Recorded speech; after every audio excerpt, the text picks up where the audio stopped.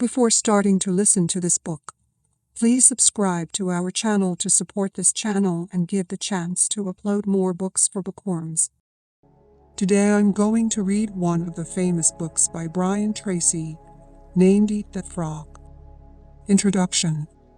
This is a wonderful time to be alive. There have never been more possibilities and opportunities for you to achieve more of your goals than exist today. And as perhaps never before in human history, you are actually drowning in options. In fact, there are so many good things that you can do that your ability to decide among them may be the critical determinant of what you accomplish in life. If you are like most people today, you are overwhelmed with too much to do and too little time. As you struggle to get caught up, new tasks and responsibilities just keep rolling in, like the waves of the ocean.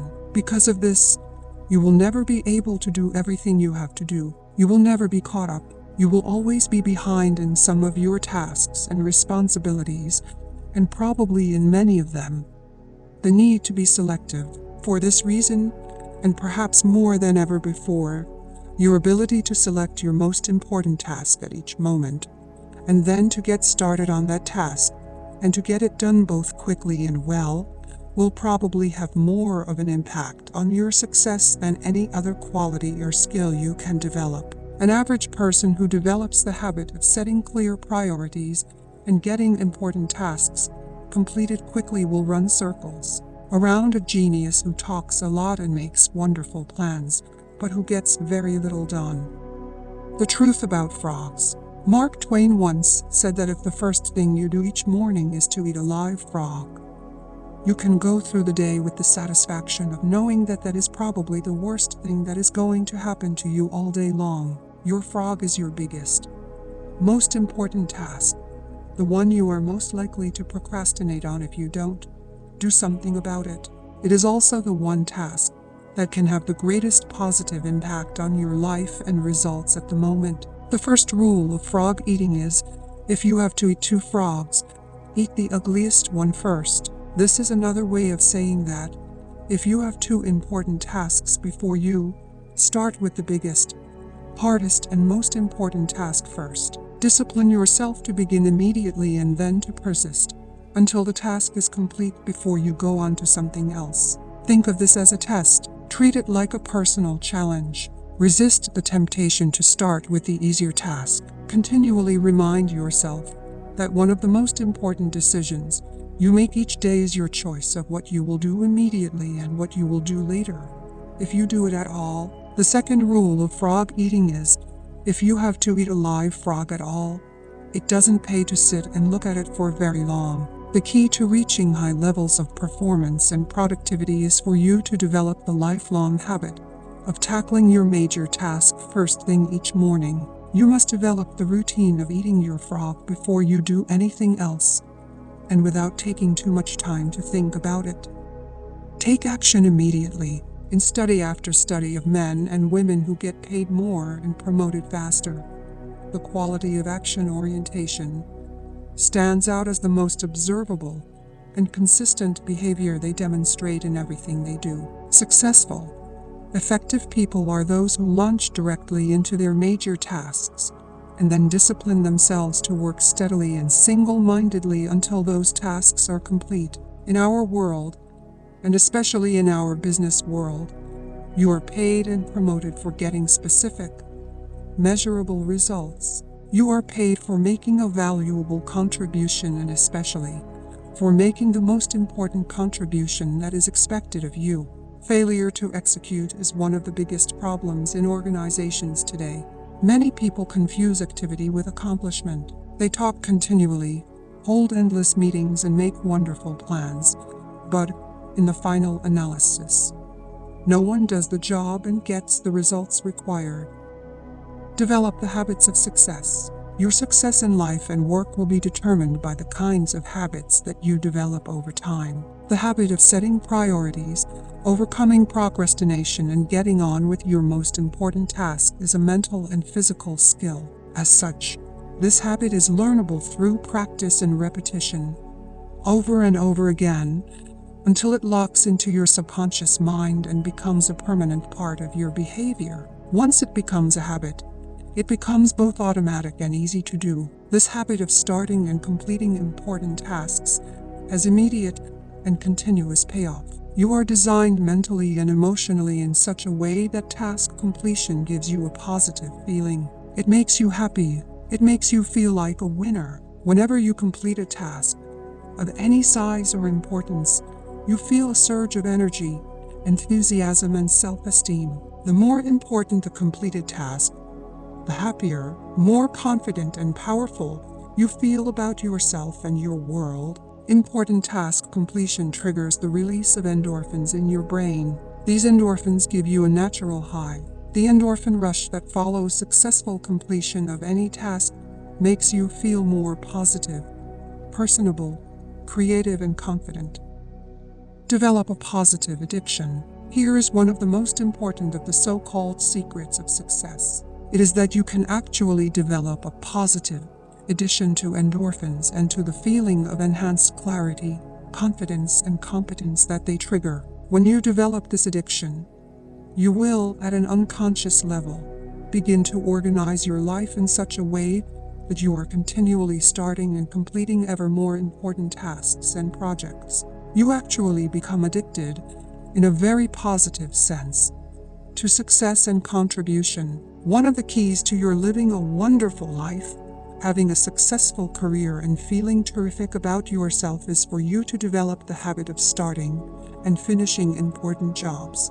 At that point, this behavior takes on a power of its own, and you find it easier to complete important tasks than not to complete them. No shortcuts. You remember the story of the man who stops a musician on a street in New York and asks how he can get to Carnegie Hall. The musician replies, "Practice, man, practice. Practice is the key to mastering any skill. Fortunately, your mind is like a muscle. It grows stronger and more capable with use. With practice, you can learn any behavior or develop any habit that you consider either desirable or necessary." The 3 Ds of new habit formation. You need 3 key qualities to develop the habits of focus and concentration. They are all learnable. They are decision, discipline, and determination. First, make a decision to develop the habit of task completion. Second, discipline yourself to practice the principles you are about to learn over and over until they become automatic. And third, back everything you do with determination until the habit is locked in and becomes a permanent part of your personality. Visualize yourself as you want to be. There is a special way that you can accelerate your progress toward becoming the highly productive, effective, efficient person that you want to be. It consists of your thinking continually about the rewards and benefits of being an action-oriented, fast-moving, and focused person. See yourself as the kind of person who gets important jobs done quickly and well on a consistent basis. Your mental picture of yourself has a powerful effect on your behavior. Visualize yourself as the person you intend to be in the future. Your self-image, the way you see yourself on the inside, largely determines your performance on the outside. All improvement in your outer life begins with improvements in your mental pictures on the inside. You have a virtually unlimited ability to learn and develop new skills, habits, and abilities when you train yourself through repetition and practice to overcome procrastination and get your most important tasks completed quickly. You will move yourself onto the fast track in your life and career and step on the accelerator. Eat that frog. Chapter 1. Set the table. There is one quality that one must possess to win, and that is definiteness of purpose, the knowledge of what one wants and a burning desire to achieve it. Napoleon Hill. Before you can determine your frog and get on with the job of eating it, you have to decide exactly what it is you want to achieve in each area of your life. Clarity is perhaps the most important concept in personal productivity. The number one reason why some people get more work done faster is because they are absolutely clear about their goals and objectives and they don't deviate from them. The greater clarity you have regarding what you want and the steps you will have to take to achieve it, the easier it will be for you to overcome procrastination, eat your frog, and complete the task before you. A major reason for procrastination and lack of motivation is vagueness, confusion and fuzzy-mindedness about what is you are trying to do, and in what order and for what reason. You must avoid this common condition with all your strength by striving for ever greater clarity in your major goals and tasks. Here's a great rule for success. Think on paper. Only about 3% of adults have clear, written goals. These people accomplish 5 and 10 times as much as people of equal or better education and ability but who, for whatever reason, have never taken the time to write out exactly what it is they want. There is a powerful formula for setting and achieving goals that you can use for the rest of your life. It consists of 7 simple steps. Any one of these steps can double and triple your productivity if you are not currently using it. Many of my graduates have increased their incomes dramatically in a matter of a few years, or even a few months, with this simple 7-part method. Step 1. Decide exactly what you want. Either decide for yourself or sit down with your boss and discuss your goals and objectives until you are absolutely crystal clear about what is expected of you and in what order of priority. It is amazing how many people are working away, day after day, on low-value tasks because they have not had this critical discussion with their manager. Rule: one of the very worst uses of time is to do something very well that need not be done at all. Stephen Covey says that, before you begin scrambling up the ladder of success, make sure that it is leaning against the right building. Step 2. Write it down. Think on paper. When you write your goal down, you crystallize it and give it tangible form. You create something that you can touch and see. On the other hand, a goal or objective that is not in writing is merely a wish or a fantasy. It has no energy behind it. Unwritten goals lead to confusion, vagueness, misdirection, and numerous mistakes. Step 3. Set a deadline on your goal. Set sub-deadlines if necessary. A goal or decision without a deadline has no urgency. It has no real beginning or end. Without a definite deadline accompanied by the assignment or acceptance of specific responsibilities for completion, you will naturally procrastinate and get very little done. Step 4. Make a list of everything that you can think of that you are going to have to do to achieve your goal. As you think of new activities, add them to your list. Keep building your list until it is complete. A list gives you a visual picture of the larger task or objective. It gives you a track to run on. It dramatically increases the likelihood that you will achieve your goal as you have defined it and on schedule. Step 5. Organize the list into a plan. Organize your list by priority and sequence. Take a few minutes to decide what you need to do first and what you can do later. Decide what has to be done before something else and what needs to be done afterwards. Even better, lay out your plan visually in the form of a series of boxes and circles on a sheet of paper, with lines and arrows showing the relationship of each task to each other task. You'll be amazed at how much easier it is to achieve your goal when you break it down into individual tasks. With a written goal and an organized plan of action, you will be far more productive and efficient than someone who is carrying his goals around in his mind. Step 6.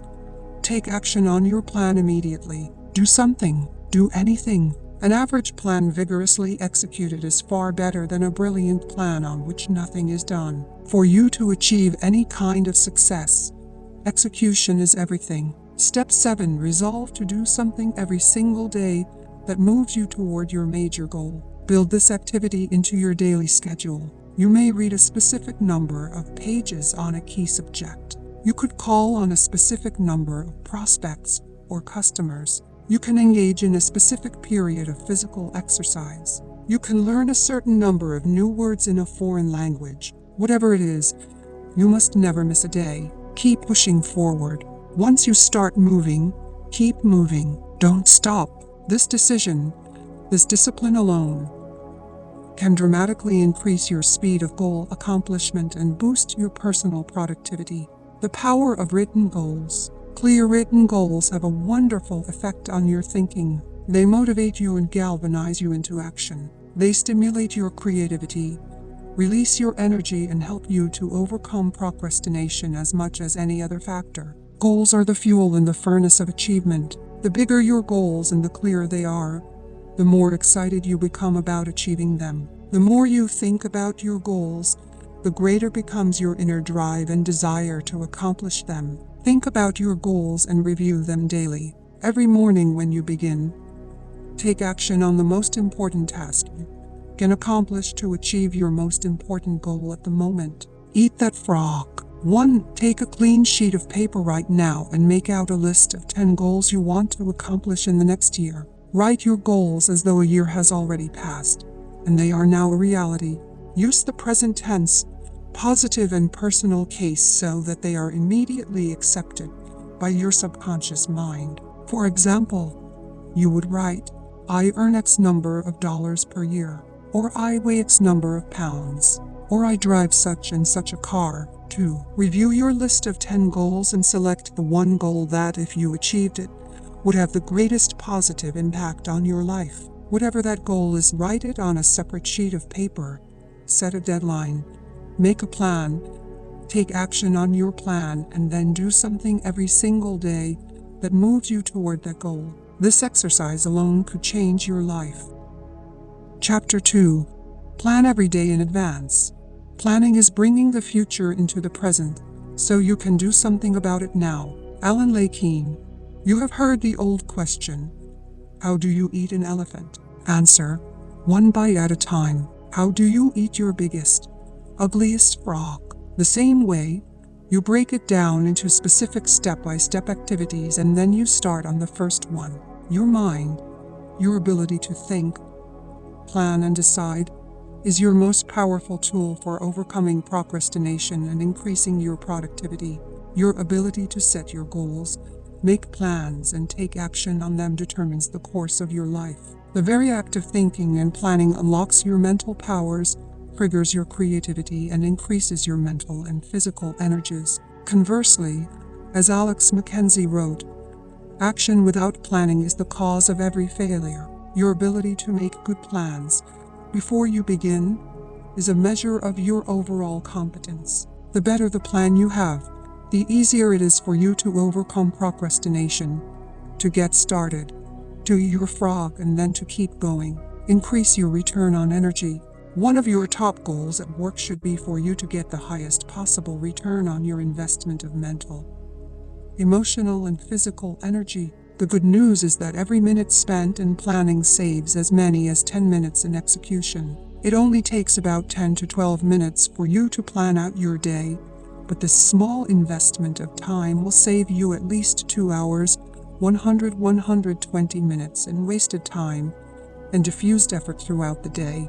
You may have heard of the 6P formula. It says, proper prior planning prevents poor performance. When you consider how helpful planning can be in increasing your productivity and performance, it is amazing how few people practice it every single day. And planning is really quite simple to do. All you need is a piece of paper and a pen. The most sophisticated Palm Pilot, computer program, or time planner is based on the same principle. It is based on your sitting down and making a list of everything you have to do before you begin. 2 extra hours per day. Always work from a list. When something new comes up, add it to the list before you do it. You can increase your productivity and output by 25% or more by about 2 hours from the first day that you begin working consistently from a list. Make out your list the night before. At the end of the workday, move everything that you have not yet accomplished onto your list for the coming day, and then add everything that you have to do the next day. When you make out your list the evening or the night before, your subconscious mind works on your list all night long while you sleep. Often you will wake up with great ideas and insights that you can use to get your job done faster and better than you had initially thought. The more time you take to make written lists of everything you have to do in advance, the more effective and efficient you will be. Different lists for different purposes. There are different lists that you need for different purposes. First, you should create a master list on which you write down everything you can think of that you want to do sometime in the future. This is the place where you capture every idea that comes to, or every new task or responsibility that comes up, you can then sort out the items later. Second, you should have a monthly list that you make up at the end of the month ahead. This may contain items transferred from your master list. Third, you should have a weekly list where you plan your entire week in advance. This is a list that is under construction as you go through the current week. This discipline of systematic time planning can be very helpful to you. Many people have told me that the habit of taking a couple of hours at the end of each week to plan the coming week has increased their productivity dramatically and changed their lives completely. This technique will work for you as well. Finally, you transfer items from your monthly and weekly lists onto your daily list. These are the specific activities that you are going to accomplish that day. As you work through the day, check off the items on your list as you complete them. This activity gives you a visual picture of accomplishment. It generates a feeling of success and forward motion. Seeing yourself working progressively through your list motivates and energizes you. It raises your self-esteem and self-respect. Steady, visible progress propels you forward and helps you to overcome procrastination. Planning a project. When you have a project of any kind, begin by making a list of every step that you will have to complete to finish the project from beginning to end. Organize the project by priority and sequence. Lay out the project in front of you on paper or on a computer so that you can see every step and task. Then go to work on one task at a time. You will be amazed at how much you get done in this way. As you work through your lists, you will feel more and more effective and powerful. You will feel more in control of your life. You will be naturally motivated to do even more. You will think better and more creatively, and you will get more and better insights that enable you to do your work even faster. As you work steadily through your lists, you will develop a sense of positive, forward momentum that enables you to overcome procrastination. This feeling of progress gives you more energy and keeps you going throughout the day. One of the most important rules of personal effectiveness is the 10/90 rule. This rule says that the first 10% of time that you spend planning and organizing your work before you begin will save you as much as 90% of the time in getting the job done once you get started. You only have to try this rule once to prove it to yourself. When you plan each day in advance, you find it much easier to get going and to keep going. The work goes faster and smoother than ever before. You feel more powerful and competent. You get more done faster than you thought possible. Eventually, you become unstoppable. Eat that frog. 1. Begin today to plan every day, week and month in advance. Take a notepad or sheet of paper, or use your PDA or BlackBerry, and make a list of everything you have to do in the next 24 hours. Add to it as new items come up. Make a list of all your projects, the big multitask jobs that are important to your future. 2. Lay out each of your major goals, projects or tasks by priority. What is most important, and by sequence. What has to be done first, what comes second, and so forth. Start with the end in mind and work backward. Think on paper. Always work from a list. You'll be amazed at how much more productive you become, and how much easier it is to eat your frog. Chapter 3. Apply the 80/20 rule to everything. We always have time enough, if we will but use it right. Wolfgang von Goethe.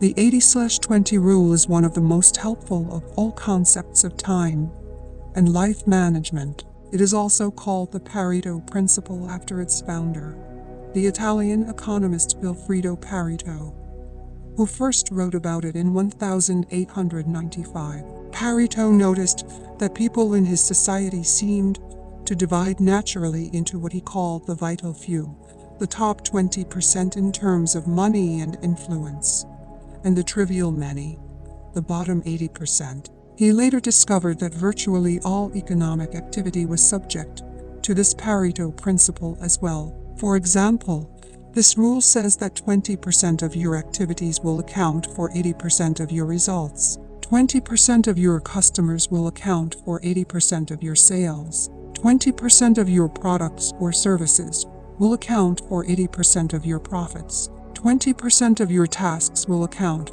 for 80% of the value of what you do, and so on. This means that if you have a list of 10 items to do, 2 of those items will turn out to be worth as much or more than the other 8 items put together. Number of tasks versus importance of tasks. Here is an interesting discovery. Each of these tasks may take the same amount of time to accomplish, but 1 or 2 of those tasks will contribute 5 or 10 times the value as any of the others. Often, 1 item on a list of 10 things that you have to do can be worth more than all the other 9 items put together. This task is invariably the frog that you should eat first. Can you guess on which items the average person is most likely to procrastinate? The sad fact is that most people procrastinate on the top 10 or 20% of items that are the most valuable and important, the vital few.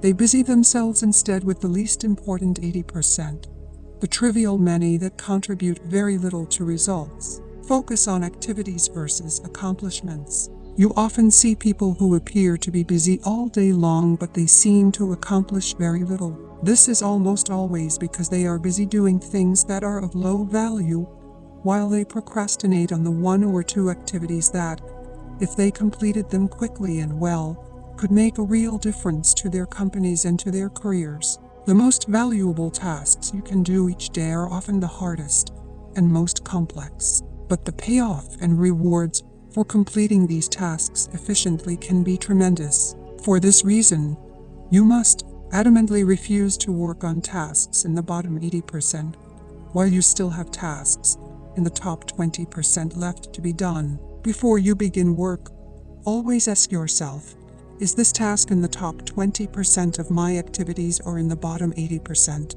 Rule: resist the temptation to clear up small things first. Remember, whatever you choose to do, over and over, eventually becomes a habit that is hard to break. If you choose to start your day on low-value tasks, you soon develop the habit of always starting and working on low-value tasks. This is not the kind of habit you want to develop or keep.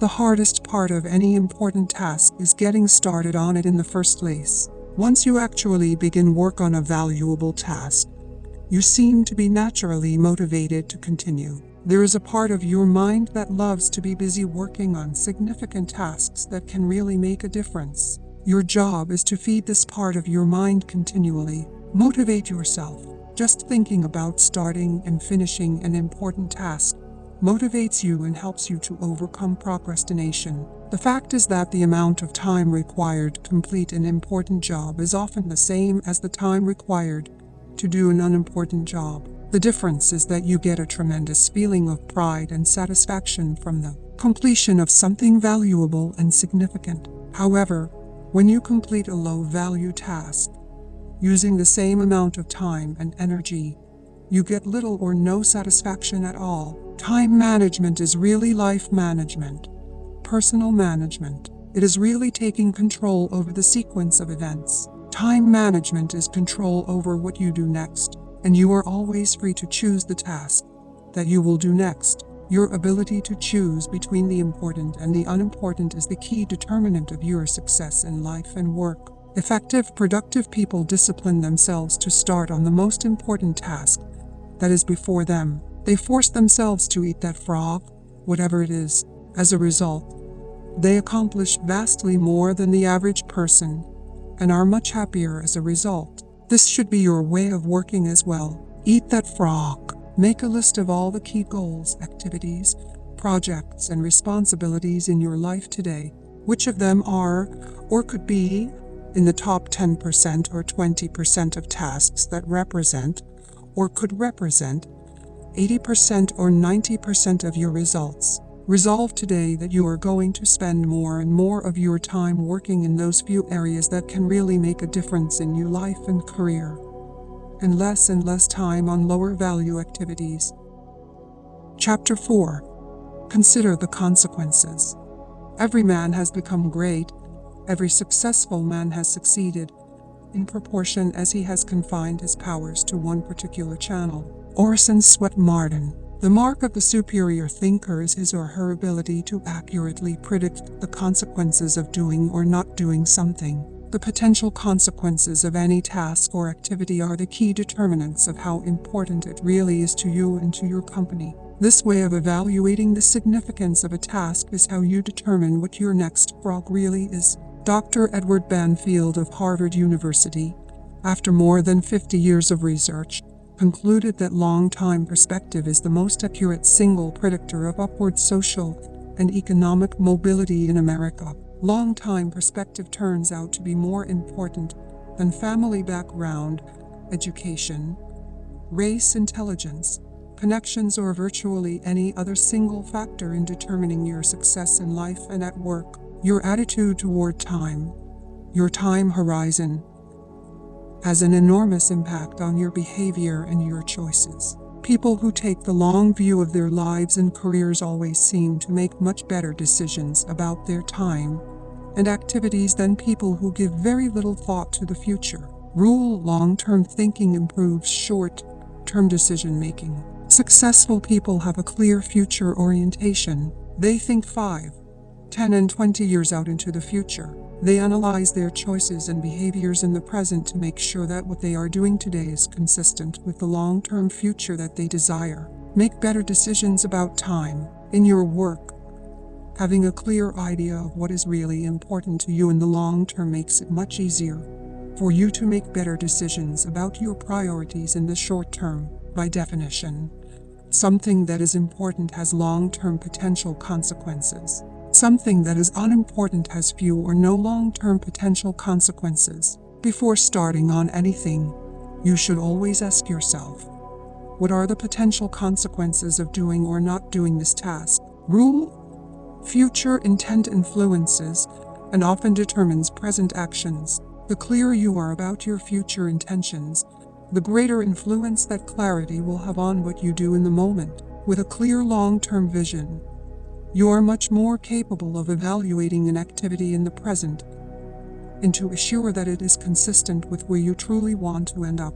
Think about the long term. Successful people are those who are willing to delay gratification and make sacrifices in the short term so that they can enjoy far greater rewards in the long term. Unsuccessful people, on the other hand, think more about short-term pleasure and immediate gratification while giving little thought to the long-term future. Dennis Waitley, a motivational speaker, says, "Failures do what is tension-relieving while winners do what is goal-achieving." For example, coming into work earlier, reading regularly in your field, taking courses to improve your skills, and focusing on high-value tasks in your work will all combine to have an enormous positive impact on your future. On the other hand, coming into work at the last moment, reading the newspaper, drinking coffee, and socializing with your coworkers may seem fun and enjoyable in the short term, but it inevitably leads to lack of promotion, underachievement, and frustration in the long term. If there is a task or activity with large potential positive consequences, make it a top priority and get started on it immediately. If there is something that can have large potential negative consequences if it is not done quickly and well, that becomes a top priority as well. Whatever your frog is, resolve to gulp it down first thing. Motivation requires motive. The greater the positive potential impact that an action or behavior of yours can have on your life, once you define it clearly, the more motivated you will be to overcome procrastination and get it done quickly. Keep yourself focused and forward-moving by continually starting and completing those tasks that can make a major difference to your company and to your future. Remember, the time is going to pass anyway. The only question is how you use it and where you are going to end up at the end of the weeks and months. And where you end up is largely a matter of the amount of consideration you give to the likely consequences of your actions in the short term. Thinking continually about the potential consequences of your choices, decisions, and behaviors is one of the very best ways to determine your true priorities in your work and personal life. Obey the law of forced efficiency. This law says that there is never enough time to do everything, but there is always enough time to do the most important thing. Put another way, you cannot eat every tadpole and frog in the pond, but you can eat the biggest and ugliest one, and that will be enough, at least for the time being. When you run out of time and the consequences for non-completion of a key task or project can be really serious. You always seem to find the time to get it done, often at the very last minute, when you have no choice, when the consequences for non-completion are serious enough. You start early, you stay late, and you drive yourself to complete the job rather than to face the unpleasantness that would follow if you didn't get it completed within the time limit. Rule: there will never be enough time to do everything you have to do. It has been estimated that the average person in business today, especially managers in the age of cutbacks, is working at 110% to 130% of capacity, and the jobs and responsibilities just keep piling up. Everyone has stacks of reading material they still have to go through.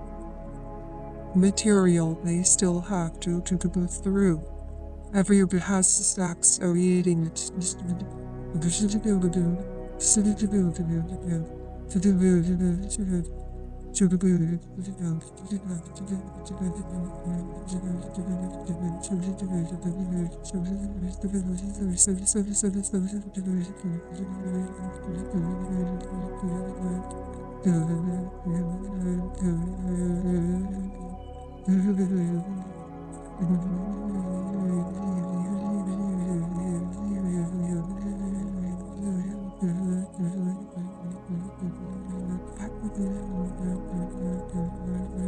One study concluded recently that the average executive has 400 hours of reading and projects backlogged at home and at the office. What this means is that you will never be caught up. Get that wonderful idea out of your mind. All you can hope for is to be on top of your most important responsibilities. The others will just have to wait. Deadlines are an excuse. Many people say that they work better under the pressure of deadlines. Unfortunately, years of research indicate that this is seldom true. Under the pressure of deadlines, often self-created through procrastination and delay, people suffer greater stress, make more mistakes, and have to redo more tasks than under any other conditions. Often the mistakes that are made when people are working under tight deadlines lead to defects and cost overruns that lead to substantial financial losses in the long term. Sometimes the job actually takes much longer to complete when people rush to get the job done at the last minute and then have to redo it. It is much better to plan your time carefully in advance and then build in a sizable buffer to compensate for unexpected delays and diversions. However much time you think a task will take, add on another 20% or more, or make a game of getting it done well in advance of the deadline. You will be amazed at how much more relaxed you are and how much better a job you do. 3 questions for maximum productivity.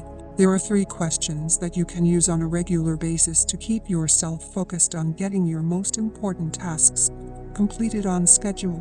The first question is, what are my highest value activities? Put another way, what are the biggest frogs that you have to eat to make the greatest contribution to your organization, to your family, to your life in general? This is one of the most important questions you can ask and answer. What are your highest value activities?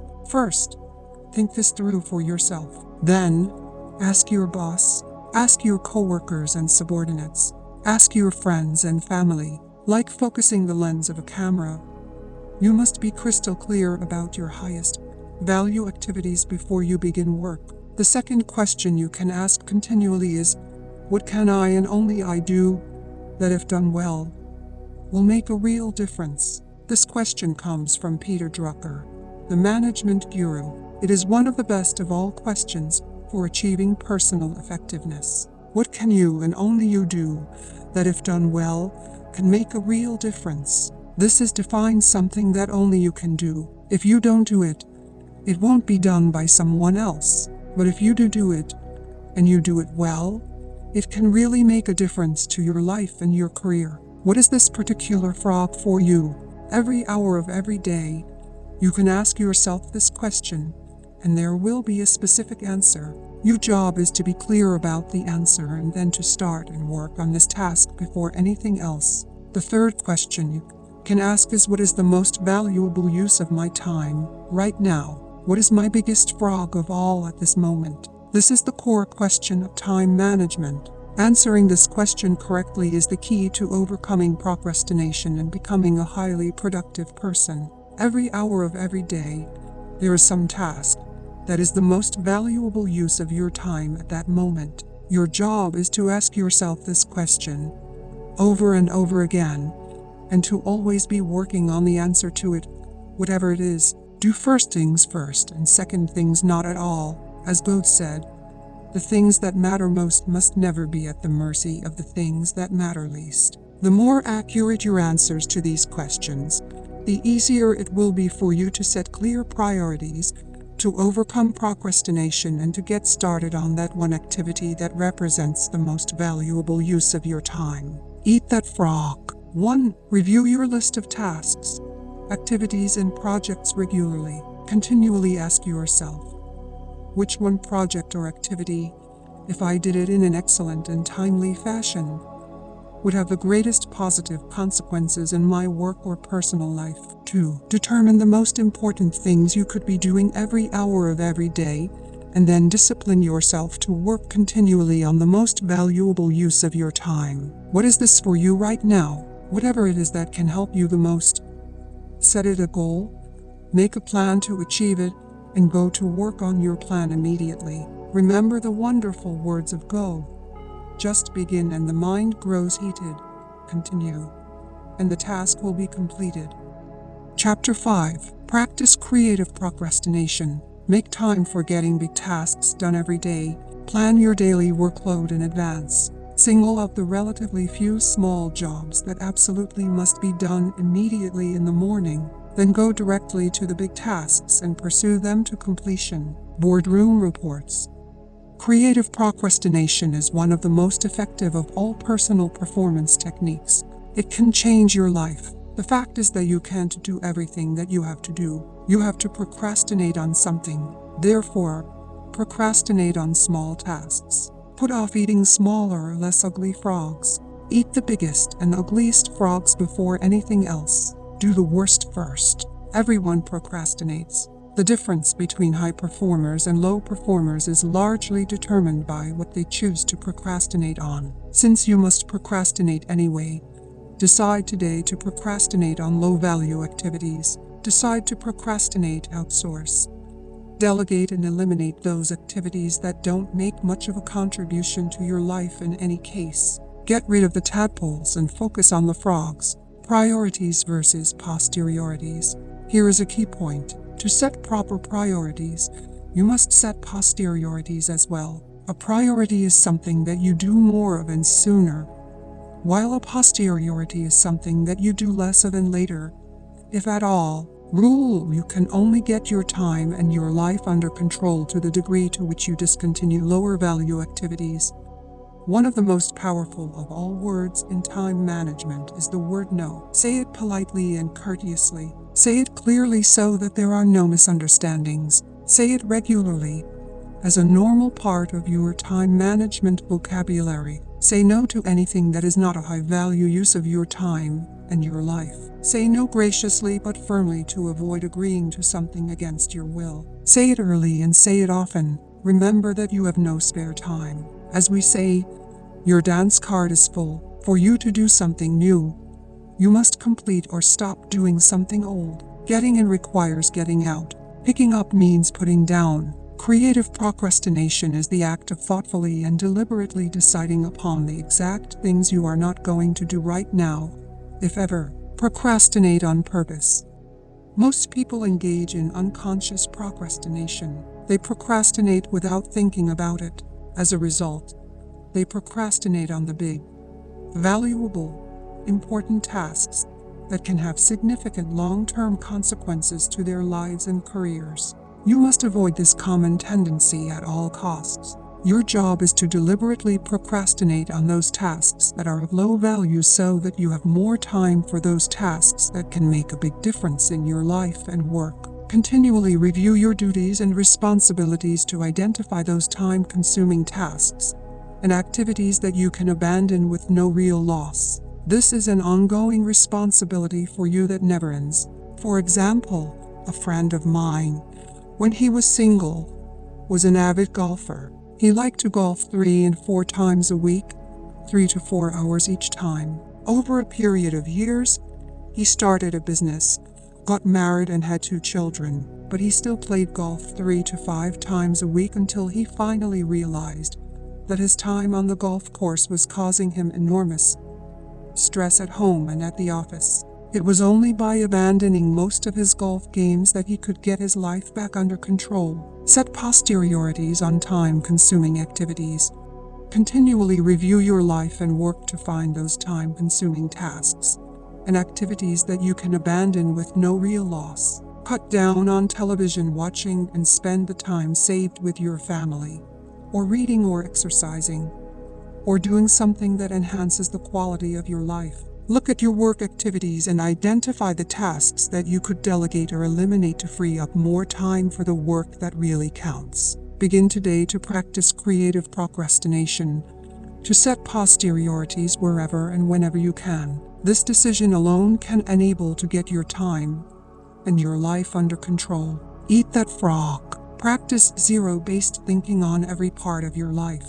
Ask yourself continually, if I was not doing this already, knowing what I now know, would I start it up or get into it again today? If it is something you would not start up again today, knowing what you now know, it is a prime candidate for abandonment or creative procrastination. Examine each of your personal and work activities and evaluate it based on your current situation. Select at least one activity to abandon immediately, or at least deliberately put off until your more important goals have been achieved. Chapter 6. Use the active method continually. The first law of success is concentration, to bend all the energies to one point, and to go directly to that point, looking neither to the right or to the left. William Matthews. The more thought you invest in planning and setting priorities before you begin, the more important things you will do and the faster you will get them done once you get started. The more important and valuable the task is to you, the more likely you will be motivated to overcome procrastination and launch yourself into the job. The active method is a powerful priority-setting technique that you can use every single day. This technique is so simple and effective that it can, all by itself, make you one of the most efficient and effective people in your field. Think on paper. The power of this technique lies in its simplicity. Here's how it works. You start with a list of everything you have to do for the coming day. Think on paper. You then place an A, B, C, D or E before each item on your list before you begin the first task. An item is defined as something that is very important. This is something that you must do. This is a task for which there can be serious consequences if you do it or fail to do it, like visiting a key customer or finishing a report for your boss that she needs for an upcoming board meeting. These are the frogs of your life. If you have more than one task, you prioritize these tasks by writing a 1, a 2, 3, and so on in front of each item. Your A1 task is your biggest, ugliest frog of all, shoulds versus musts. A B item is defined as a task that you should do, but it only has mild consequences. These are the tadpoles of your work life. This means that someone may be unhappy or inconvenienced if you don't do it, but is nowhere as important as in a task. Returning an unimportant telephone message or reviewing your email would be a B task. The rule is that you should never do a B task when there isn't a task left undone. You should never be distracted by a tadpole when there is a big frog sitting there waiting to be eaten. A C task is defined as something that would be nice to do, but for which there are no consequences at all, whether you do it or not. C tasks include phoning a friend, having coffee or lunch with a coworker, or completing some personal business during work hours. This sort of activity has no effect at all on your work life. A D task is defined as something you can delegate to someone else. The rule is that you should delegate everything that anyone else can do so that you can free up more time for the tasks that only you can do. Any task is defined as something that you can eliminate altogether, and it won't make any real difference. This may be a task that was important at one time but which is no longer relevant to yourself or anyone else. Often it is something you continue to do out of habit or because you enjoy it, But every minute that you spend on any task is time taken away from a task or activity that can make a real difference in your life. After you have applied the ABDA method to your list, you will now be completely organized and ready to get more important things done faster. Take action immediately. The key to making this ABDA method work is for you to now discipline yourself to start immediately on your one task and then stay at it until it is complete. Use your willpower to get going and stay going on this one job, the most important single task you could possibly be doing. Eat the whole frog and don't stop until it's finished completely. Your ability to think through, analyze your work list, and determine your one task is the springboard to higher levels of accomplishment and greater self-esteem, self-respect, and personal pride. When you develop the habit of concentrating on your one most important activity, on eating your frog, you will start getting more done than any 2 or 3 people around you. Eat that frog. Review your work list right now and put an A, B, C, D, or E next to each task or activity. Select your one job or project and begin on it immediately. Discipline yourself to do nothing else until this one job is complete. Practice this ABDA method every day and on every work project list before you begin work for the next month. By that time, you will have developed the habit of setting and working on your highest priority tasks, and your future will be assured. Chapter 7. Focus on key result areas. When every physical and mental resource is focused, one's power to solve a problem multiplies tremendously. Norman Vincent Peale. Why are you on the payroll? This is one of the most important questions you ever ask and answer over and over again throughout your career. As it happens, most people are not sure exactly why they are on the payroll. But if you are not crystal clear about why it is that you are on the payroll and results you have been hired to accomplish, it is very hard for you to perform at your best, get paid more, and promoted faster. In its simplest terms, you have been hired to get specific results. A wage or a salary is a payment for a specific quality and quantity of work that can be combined with the work of others to create a product or service that customers are willing to pay for. Each job can be broken down into about 5 to 7 key result areas, seldom more. These are the results that you absolutely, positively have to get to fulfill your responsibilities and make your maximum contribution to your organization. Key result areas are similar to the vital functions of the body, such as blood pressure, heart rate, respiratory rate, and brainwave activity. An absence of any one of these vital functions leads to the death of the organism. By the same token, your failure to perform in a critical result area of your work can lead to the end of your job as well. The big 7 in management and sales. For example, the key result areas of management are planning, organizing, staffing, delegating, supervising, measuring, and reporting. These are the results that a manager must get to succeed in his or her area of responsibility. A weakness in any one of these areas can lead to underachievement and failure as a manager. The key result areas of salespeople are prospecting, building rapport and trust, identifying needs, presenting persuasively, answering objections, closing the sale, and getting resales and referrals. Poor performance in any one of these key skills leads to lower sales and sometimes failure as a salesperson. Whatever you do, there are essential skills that you must have for you to do your job in an excellent fashion. These demands are constantly changing. There are core competencies that you have developed that make it possible for you to do your job in the first place. But there are always key results that are central to your work and which determine your success or failure in your job. What are yours? A key result area is defined as something for which you are completely responsible. This means that if you don't do it, it doesn't get done. A key result area is an activity that is under your control. It is an output of your work that becomes an input or a contributing factor to the work of others. Clarity is essential. The starting point of high performance is for you to first of all identify the key result areas of your work. Discuss them with your boss. Make a list of your most important output responsibilities and make sure that the people above you, next to you and below you are in agreement with it.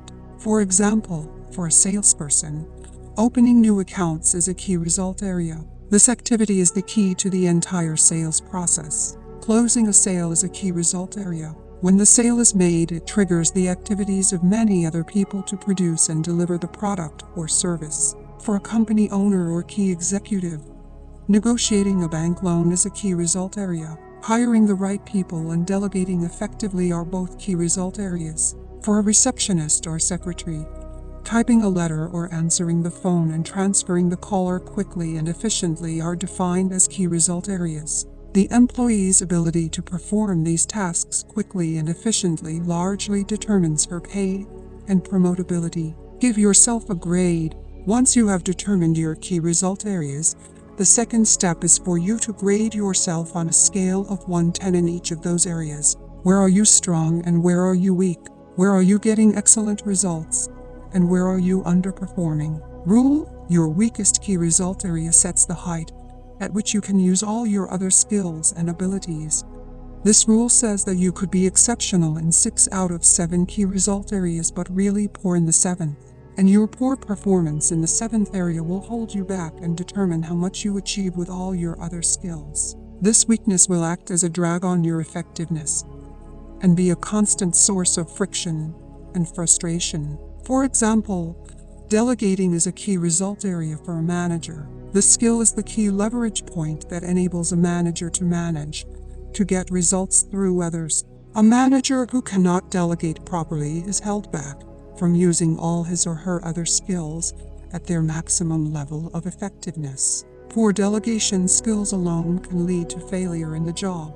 Poor performance produces procrastination. One of the major reasons for procrastination and delay in the workplace is that people avoid jobs and activities in those areas where they have performed poorly in the past. Instead of setting a goal and making a plan to improve in a particular area, most people avoid that area altogether. Just makes the situation worse. The reverse of this is that the better you become in a particular skill area, the more motivated you will be to perform that function, the less you will procrastinate, and the more determined you will be to get it finished. The fact is that everybody has both strengths and weaknesses. Refuse to rationalize, justify, or defend your areas of weakness. Instead, identify them clearly, set a goal, and make a plan to become very good in each of those areas. Just think. You may be only one critical skill away from top performance at your job. The great question. Here is one of the greatest questions you will ever ask and answer. What one skill, if I developed and did it in an excellent fashion, would have the greatest positive impact on my career? You should use this question to guide your career for the rest of your life. Look into yourself for the answer. You usually know what it is. Ask your boss this question. Ask your coworkers. Ask your friends and your family. Whatever it is, find out and then go to work to bring up your performance in this area. The good news is that all business skills are learnable. If anyone else is excellent in that particular key result area, this is proof that you can become excellent as well, if you decide to. One of the fastest and best ways to stop procrastinating and get more things done faster is for you to become absolutely excellent in your key result areas. This can be as important as anything else you do in your life or your career. Eat that frog. Identify the key result areas of your work. What are they? Write down the key results you have to get to do your job in an excellent fashion. Give yourself a grade from 1-10 on each one, and then determine the one key skill that, if you did it in an excellent manner, would help you the most in your work. Take this list to your boss and discuss it with him or her. Invite honest feedback and appraisal. You can only get better when you are open to the constructive inputs of other people. Discuss your results with your staff and coworkers. Talk them over with your spouse. Make a habit of doing this analysis regularly for the rest of your career. Never stop improving. This decision alone can change your life. Chapter 8. The Law of Three. Do what you can with what you have right where you are. Theodore Roosevelt. There are 3 core tasks that you perform that contain most of the value that you contribute to your business or organization. Your ability to accurately identify these 3 key tasks and then to focus on them most of the time is essential for you to achieve at your best. Let me tell you a true story. 3 months after her first full-day coaching session with me in San Diego, Cynthia stood up and told the group a story. She said, "When I came here 90 days ago, you claimed you would show me how to double my income and double my time off within 12 months. This sounded completely unrealistic, but I was willing to give it a try." She went on. "On the first day, you asked me to write down a list of everything that I did over the course of a week or a month. I came up with 17 tasks that I was responsible for. My problem was that I was completely overwhelmed with work. I was working 10 to 12 hours per day, 6 days per week, and not spending enough time with my husband and my 2 young children. But I didn't see any way out. I had been working for 8 years for a fast-growing entrepreneurial company in the high-tech area, but there always seemed to be an overwhelming amount of work to do and never enough time. One thing all day long." She continued with her story. "Once I had made up this list, you then told me to ask this question. If you could only do one thing on this list, all day long, which one task would contribute the greatest value to your company?" Once I had identified that task, which was quite easy, I put a circle around that number. You then asked, if you could only do one more thing on your list of key tasks, which would be the second activity that contributes the most value to your company. Once I had identified the second most important task, you asked me the same question with regard to the third most important task. You then said something that shocked me at the time. You said that fully 90% of the value that you contribute to your company is contained in those 3 tasks, whatever they are. Everything else you do is either a support task or a complementary task that could probably be delegated, downsized, outsourced, or eliminated. Take immediate action. Cynthia continued with her story. As I looked at the 3 tasks, I realized that these were the 3 things that I did that contributed the most value to my company. This was on a Friday. On Monday morning, at 10 o'clock, I met with my boss and explained to him what I had discovered. I told him that I needed his help in delegating and outsourcing all my work except for those 3 key tasks. I felt that if I could work on those 3 tasks exclusively, all day long, I could more than double my contribution to the company. Then I said to him that, if I doubled my contribution, I would like to be paid twice as much. She said. My boss was completely silent. He looked at my list of key tasks, looked back up at me, looked at the list again, and then said okay. It was now 10:21 a.m. according to the clock on the wall behind him. He said, "You're right. These are the 3 most important things that you do in this company, and the 3 things that you do the best. I will help you to delegate and downsize all these other minor tasks to free you up to work full-time on these 3 key tasks. And if you double your contribution, I will pay you twice as much. Transform your life." Cynthia concluded her story by saying, "He did. Then I did. Then he did. He helped me delegate and assign my minor tasks, so I could concentrate on my top 3 jobs.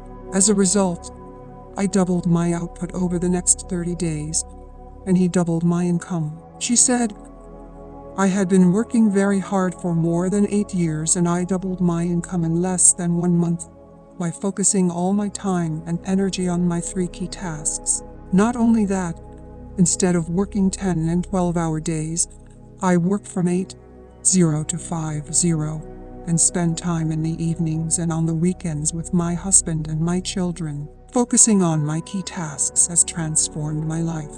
Perhaps the most important word in the world of work is contribution. Your rewards, both financial and emotional, will always be in direct proportion to your results, to the value of your contribution.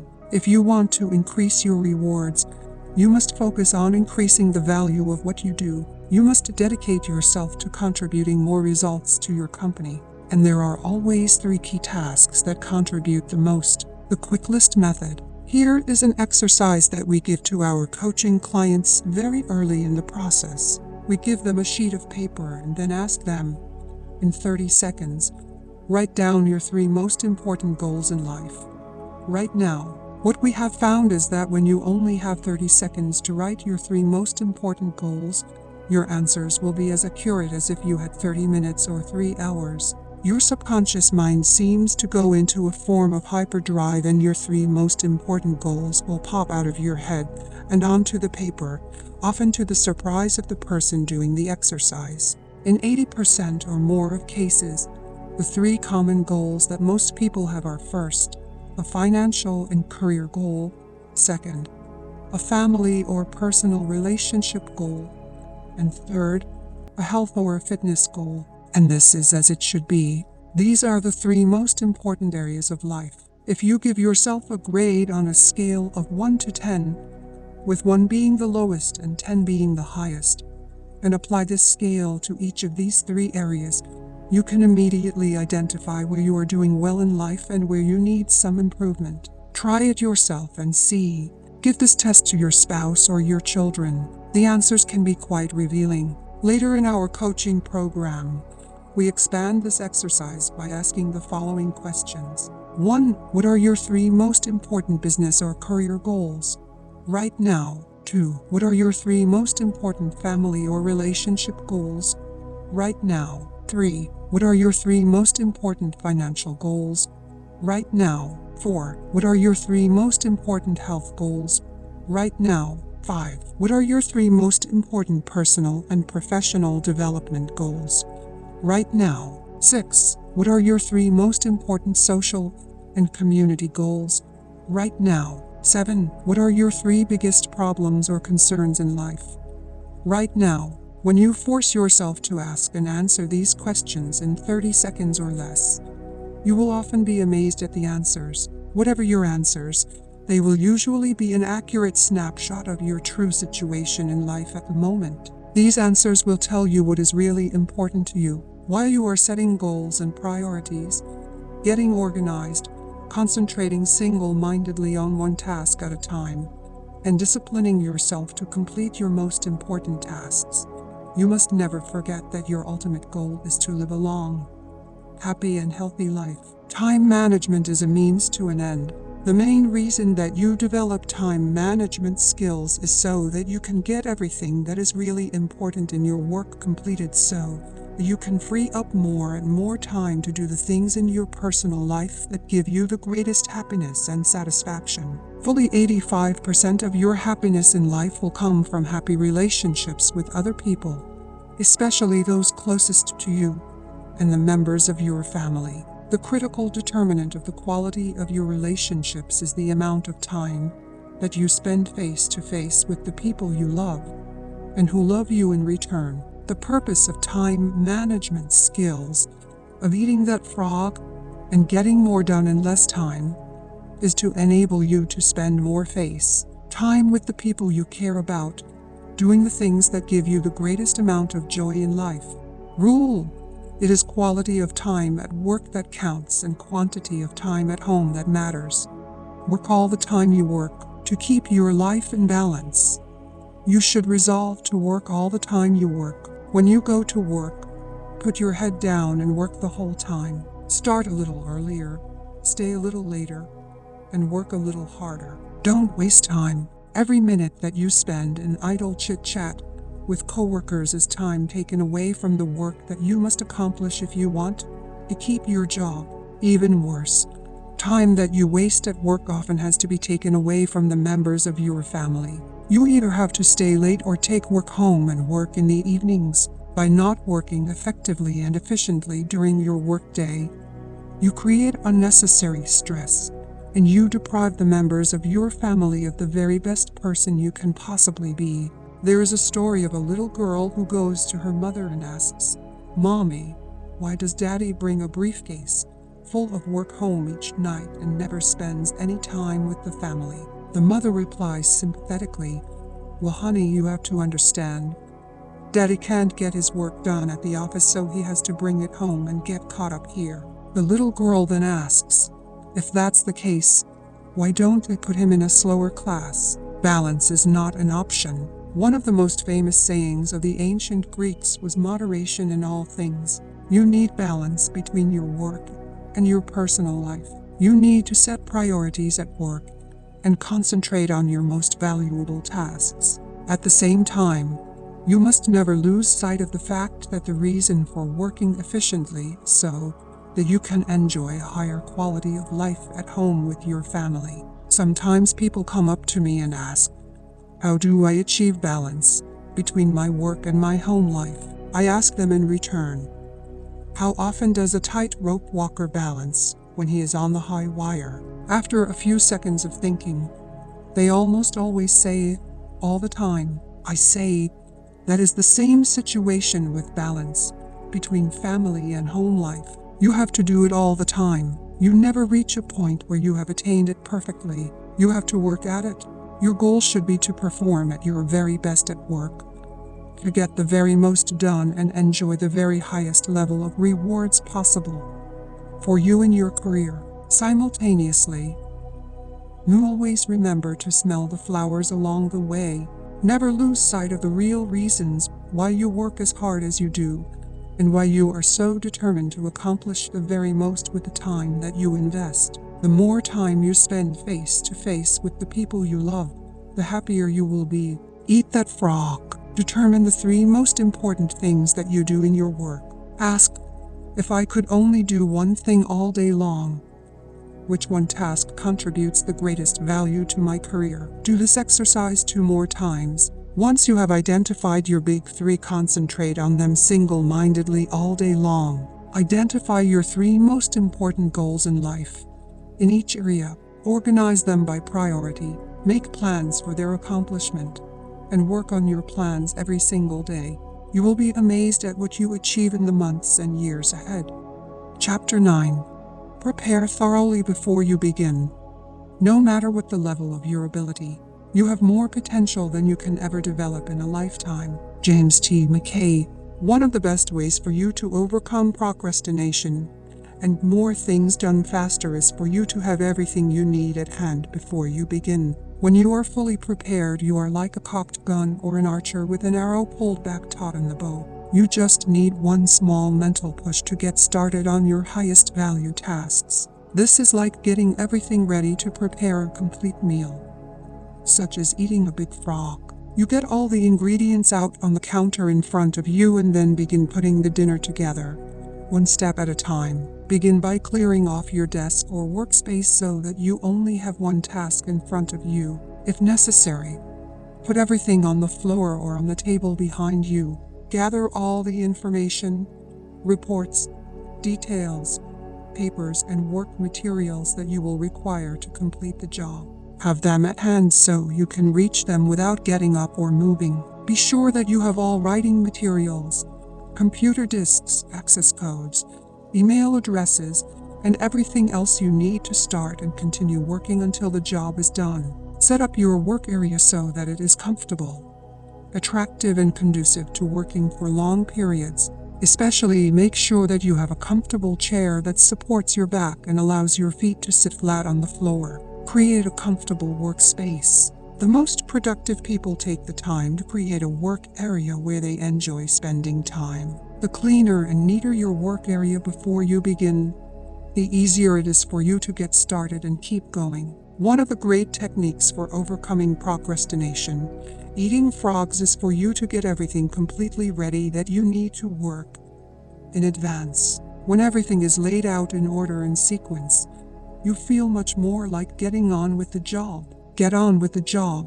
It is amazing how many books never get written, how many degrees never get completed, how many life-changing tasks never get started because people fail to take the first step of preparing everything in advance. Los Angeles attracts people from all over America who dream of writing a successful movie script and selling it to one of the studios. They move to Los Angeles and work at low-level jobs for years while they dream of writing and selling a popular script. Recently, the Los Angeles Times sent a reporter out onto Wilshire Boulevard to interview passers-by.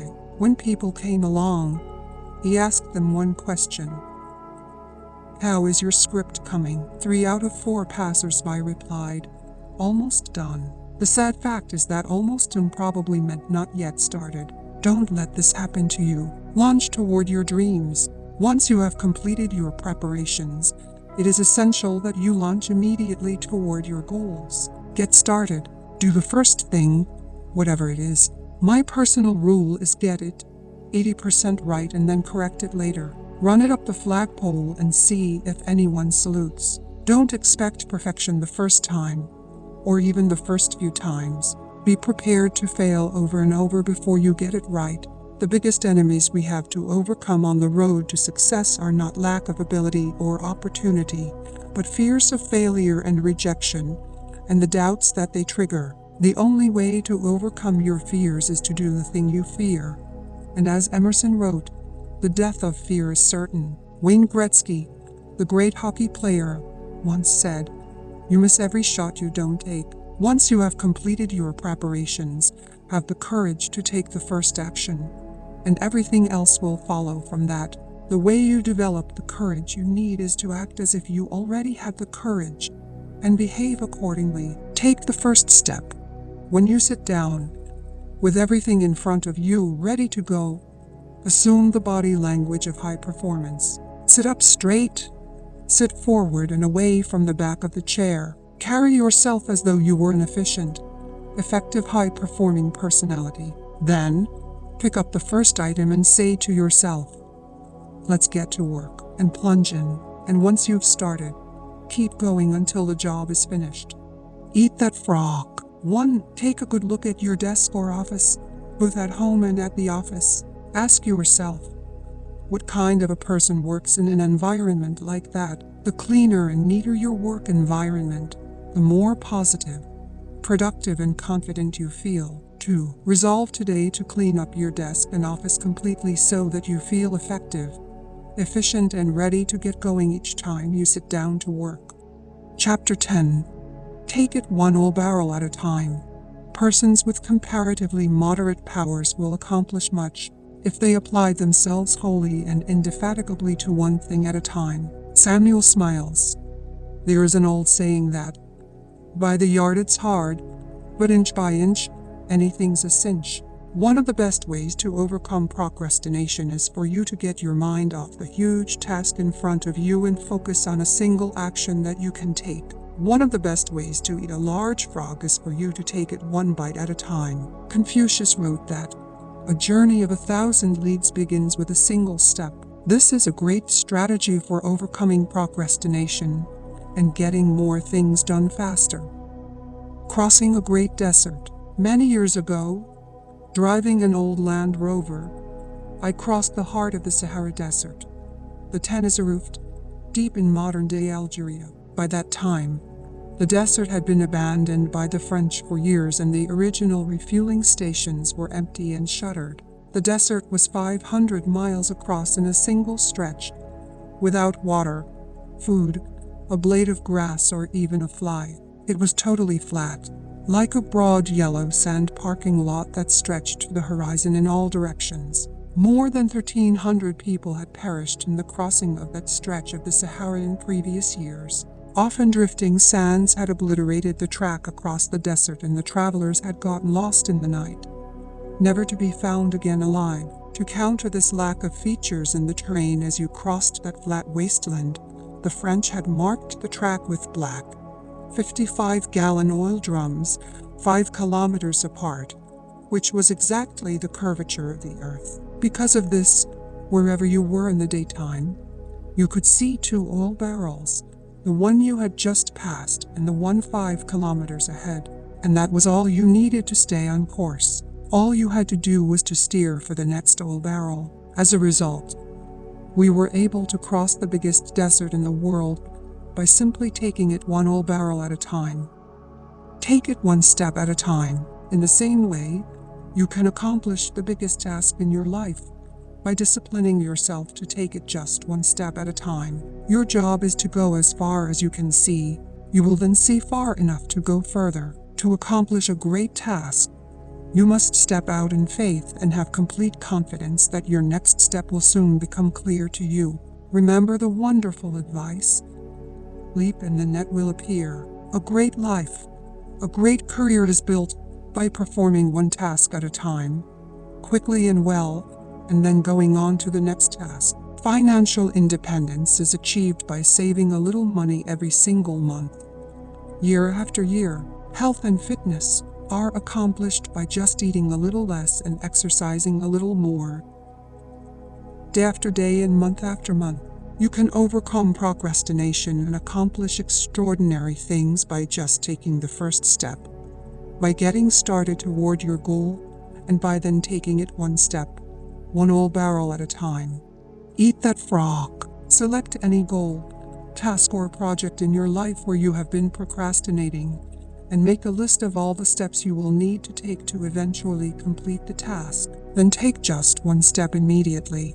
Sometimes, all you need to do to get started is to sit down and complete one item on the list, and then do one more, and so on. You will be amazed at what you eventually accomplish. Chapter 11. Upgrade your key skills. The only certain means of success is to render more and better service than is expected of you, no matter what your task may be. Augmandino. This is one of the most important personal productivity principles of all. Learn what you need to learn so that you can do your work in an excellent fashion. The better you become at eating a particular type of frog, the more likely you are to just plunge in and get it done. A major reason for delay and procrastination is a feeling of inadequacy, lack of confidence, or inability in a key area of the task. A single area where you feel weak or deficient is enough to discourage you from starting the job at all. Continually upgrade your skills in your key result areas. Remember, however good you are today, your knowledge and skill is becoming obsolete at a rapid rate. As Pat Riley, the basketball coach, said, "If you're not getting better, you're getting worse." Never stop learning.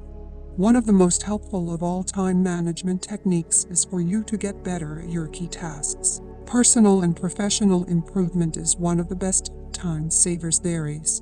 The better you are at a key task, the more motivated you are to launch into it. The better you are, the more energy and enthusiasm you have. When you know that you can do a job well, you find it easier to overcome procrastination and get the job done faster and better than under any other circumstances.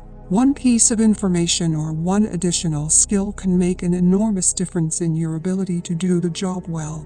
Identify the most important things you do, and then make a plan to continually upgrade your skills in those areas.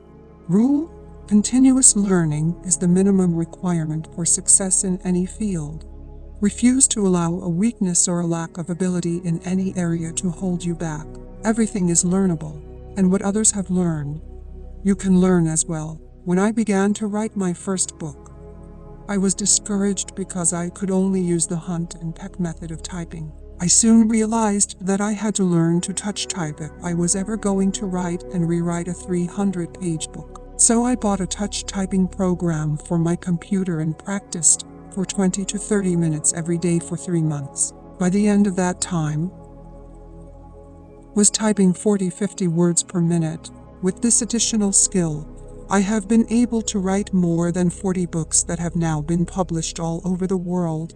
The best news is that you can learn whatever skills you need to be more productive and more effective. You can become a touch typist if necessary. You can become proficient expert with a computer. You can become a terrific negotiator or a super salesperson. You can learn to speak in public. You can learn to write effectively and well. These are all skills you can acquire as soon as you decide to, and make them a priority. 3 steps to mastery. First, read in your field for at least 1 hour every day. Get up a little earlier in the morning and read for 30-60 minutes in a book or magazine that contains information that can help you to be more effective and productive at what you do. Second, take every course and seminar available on key skills that can help you. Attend the conventions and business meetings of your profession or occupation. Go to the sessions and workshops. Sit up front and take notes. Purchase the audio recordings of the programs.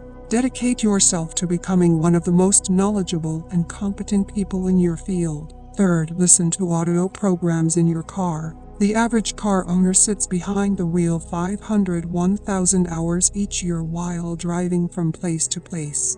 Turn driving time into learning time. You can become one of the smartest, most capable, and highest paid people in your field simply by listening to educational audio programs as you drive around. The more you learn and know, the more confident and motivated you feel. The better you become, the more capable you will be of doing even more in your field. The more you learn, the more you can learn. Just as you can build your physical muscles through physical exercise, you build your mental muscles with mental exercises. And there is no limit to how far or how fast in advance except for the limits you place on your own imagination. Eat that frog. Resolve today to become a do-it-to-yourself project. Become a lifelong student of your craft. School is never out for the professional. Identify the key skills that can help you the most to achieve better and faster results. Determine the core competencies that you will need to have in the future to lead your field. Whatever they are, set a goal, make a plan, and begin developing and increasing your ability in those areas. Decide to be the very best at what you do. Chapter 12. Leverage your special talents. Do your work, not just your work and no more. A little more for the lavishing's sake. That little more that is worth all the rest. Dean Briggs, you are remarkable. You have special talents and abilities that make you different from every other person who has ever lived.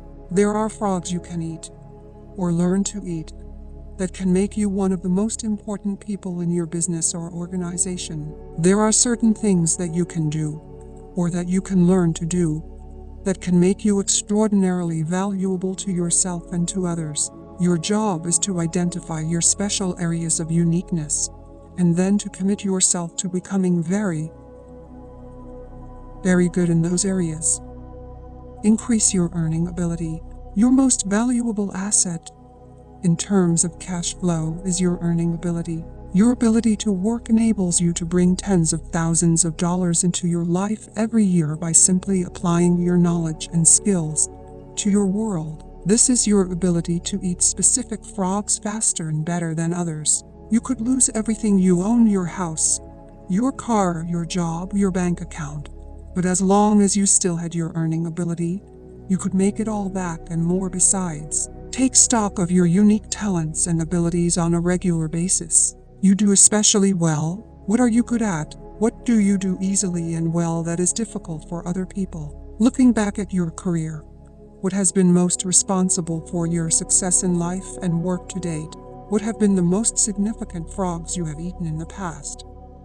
Do what you love to do. You are designed in such a way that you will most enjoy doing the very things that you have the ability to be the very best at. What is it that you enjoy the most about your work? What kind of frogs do you most enjoy eating? The very fact that you enjoy something means that you probably have within yourself the capability to be excellent in that area. One of your great responsibilities in life is for you to decide for yourself what is that you really love to do, and then to throw your whole heart into doing that special thing very, very well. Look at your various tasks and responsibilities. What is it that you do that gets you the most compliments and praise from other people? What do you do that positively affects the work and performance of other people more than anyone else? Successful people are invariably those who have taken the time to identify what they do well and most enjoy. They know what they do that really makes a difference in their work, and they then concentrate on that task or area of activity exclusively. You should always focus your best energies and abilities on starting and completing those key tasks where your unique talents and abilities enable you to do it well and make a significant contribution. You cannot do everything, but you can do those few things in which you excel, the few things that can really make a difference. Eat that frog. Continually ask yourself these key questions. What am I really good at?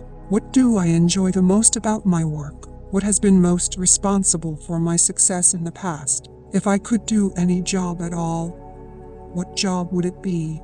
If you won the lottery or came into an enormous amount of money, and you could choose any job or any part of a job to do for the indefinite future, what work would you choose? Develop a personal plan to prepare yourself to do your most important tasks in an excellent fashion. Focus on those areas where you have special talents and which you most enjoy doing. This is the key to unlocking your personal potential. Chapter 13. Identify your key constraints. Concentrate all your thoughts on the task at hand. The sun's rays do not burn until brought to a focus. Alexander Graham Bell. Between where you are today and any goal or objective that you want to accomplish, there is one major constraint that must be overcome before you can achieve that major goal. Your job is to identify it clearly. Ask yourself these questions. What is holding you back?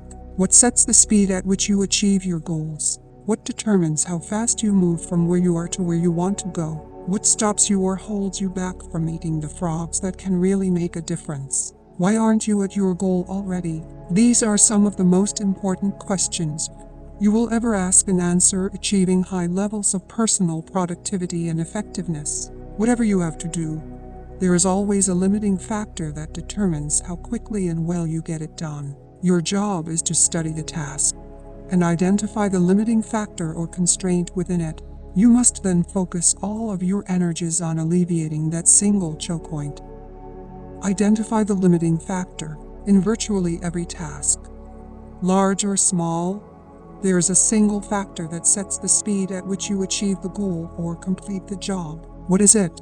Concentrate your mental energies on that one key area. This can be the most productive use of your time and talents. This constraint may be a person whose help or decision you need, a resource that you require, a weakness in some part of the organization, or something else. But it's the limiting factor always there, and it is always your job to find it. For example, the purpose of a business is to create and keep a customer. By doing this in sufficient quantities, the company makes a profit and continues to grow and flourish. In every business, there is a limiting factor or choke point that determines how quickly and well the company achieves this purpose. It may be the marketing, the level of sales, or the sales force itself. It may be the cost of operation or the methods of production. It may be the level of cash flow or costs. The success of the company may be determined by the competition, the customers, or the current marketplace. One of these factors, more than anything else, determines how quickly the company achieves its goals of growth and profitability. What is it? The accurate identification of the limiting factor in any process and the focus on that factor can usually bring about more progress in a shorter period of time than any other single activity. In a shorter period, any other single activity, and the focus on that factor can usually bring about more progress. Identification.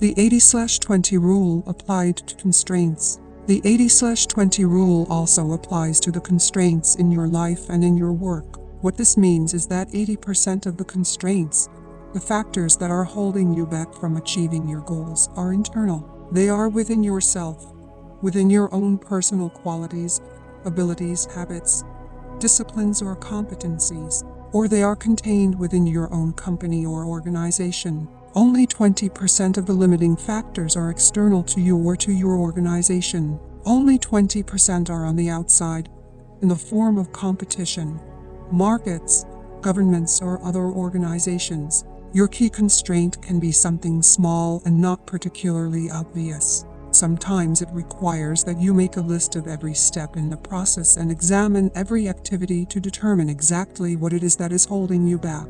Sometimes it can be a single negative perception or objection on the part of the customers that is slowing down the entire sales process. Sometimes it is the absence of a single feature that is holding back the growth of sales of a product or service line. Look into your company honestly. Look within your boss, your coworkers, and members of your staff to see if there is a key weakness that is holding you or the company back, which is acting as a brake on the achievement of your key goals. Look into yourself, in your own life. You must have the honesty to look deeply into yourself for the limiting factor or limiting skill that sets the speed at which you achieve your own personal goals. Successful people always begin the analysis of constraints by asking the question, what is it in me that is holding me back? They accept complete responsibility for their lives and look to themselves for both the cause and cure of their problems. Keep asking. Strive for accuracy. The definition of the constraint determines the strategy that you use to alleviate it. The failure to identify the correct constraint, or the identification of the wrong constraint, can lead you off in the wrong direction. You can end up solving the wrong problem. A major corporation, a client of mine, was experiencing declining sales. They concluded that the major constraint was the sales force and sales management. They spent an enormous amount of money reorganizing the management and retraining the salespeople. They later found that the primary reason that their sales were down was a mistake made by an accountant that had accidentally priced their products too high relative to their competition in the marketplace. Once they revamped their pricing, their sales went back up and they returned to profitability. Behind every constraint or choke point, once it is located and alleviated successfully, you will find another constraint or limiting factor, whether it is getting to work on time in the morning or building a successful career. There are always limiting factors and bottlenecks that set the speed of your progress. Your job is to find them and to focus your energies on alleviating them as quickly as possible. Often, starting off your day with the removal of a key bottleneck or constraint fills you full of energy and personal power. It propels you into following through and completing the job. And there is always something. Often alleviating a key constraint or limiting factor is the most important frog you could eat at that moment. Eat that frog. Identify your most important goal in life today. What is it? What one goal, if you achieved it, would have the greatest positive effect on your life? What one career accomplishment would have the greatest positive impact on your work life? Determine the one constraint, internal or external, that sets the speed at which you accomplish this goal. Ask, why don't I have it already? What is it in me that is holding me back? Whatever your answers, take action immediately. Do something, do anything, but get started. Chapter 14. Put the pressure on yourself. The first requisite for success is to apply your physical and mental energies to one problem incessantly without growing weary. Thomas Edison. The world is full of people who are waiting for someone to come along and motivate them to be the kind of people they wish they could be. The problem is that no one is coming to the rescue. These people are waiting for a bus on a street where no buses pass. As a result, if they don't take charge of their lives and put the pressure on themselves, they can end up waiting forever. And that is what most people do. Only about 2% of people can work entirely without supervision. We call these people leaders. This is the kind of person you are meant to be, and which you may be if you decide to reach your full potential. You must form the habit of putting the pressure on yourself and not waiting for someone else to come along and do it for you. You must form the habit of putting the pressure on yourself and not waiting for one else to come along for you. Yours to go.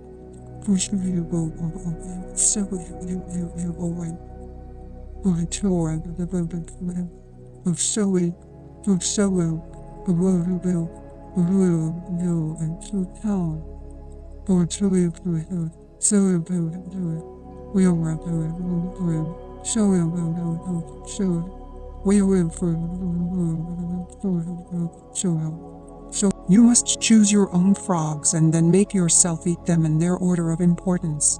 Lead the field. See yourself as a role model for others. Raise the bar on yourself. The standards you set for your own work and behavior should be higher than anyone else could set for you. And behaviors should be higher anyone else could set for you or your own work. Behavior should be for you never do bad. You bad.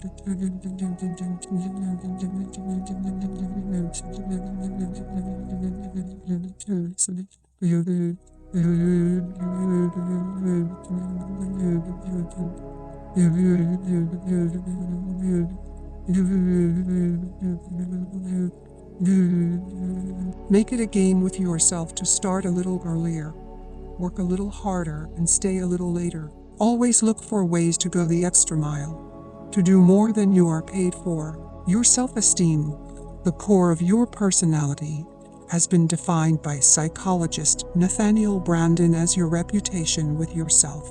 You build up or pull down your reputation with yourself with everything you do or fail to do. The good news is that you feel better about yourself whenever you push yourself to do your best. You increase your own self-esteem whenever you go beyond where the average person would normally quit. Create imaginary deadlines. One of the best ways for you to overcome procrastination is by working as though you only had one day to get your most important jobs done before you left for a month or went on vacation.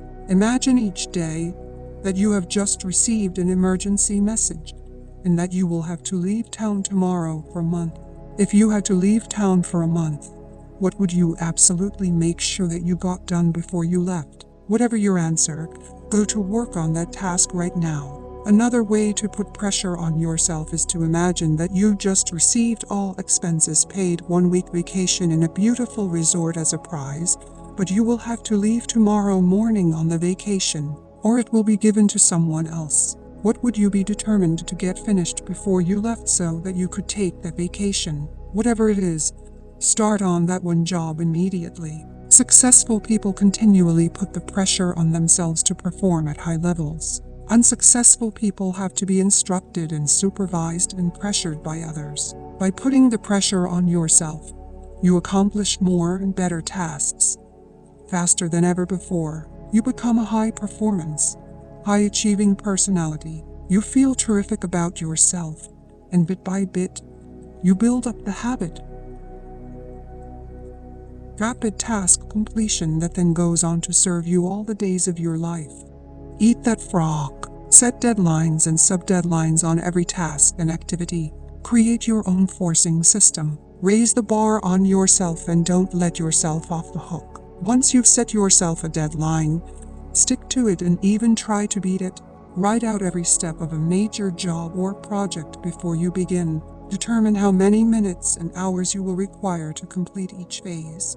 Then race against your own clock. Beat your own deadlines. Make it a game, and resolve to win. Chapter 15. Maximize your personal powers. Gather in your resources, rally all your faculties, marshal all your energies, focus all your capacities upon mastery of at least one field of endeavor. John Haggai.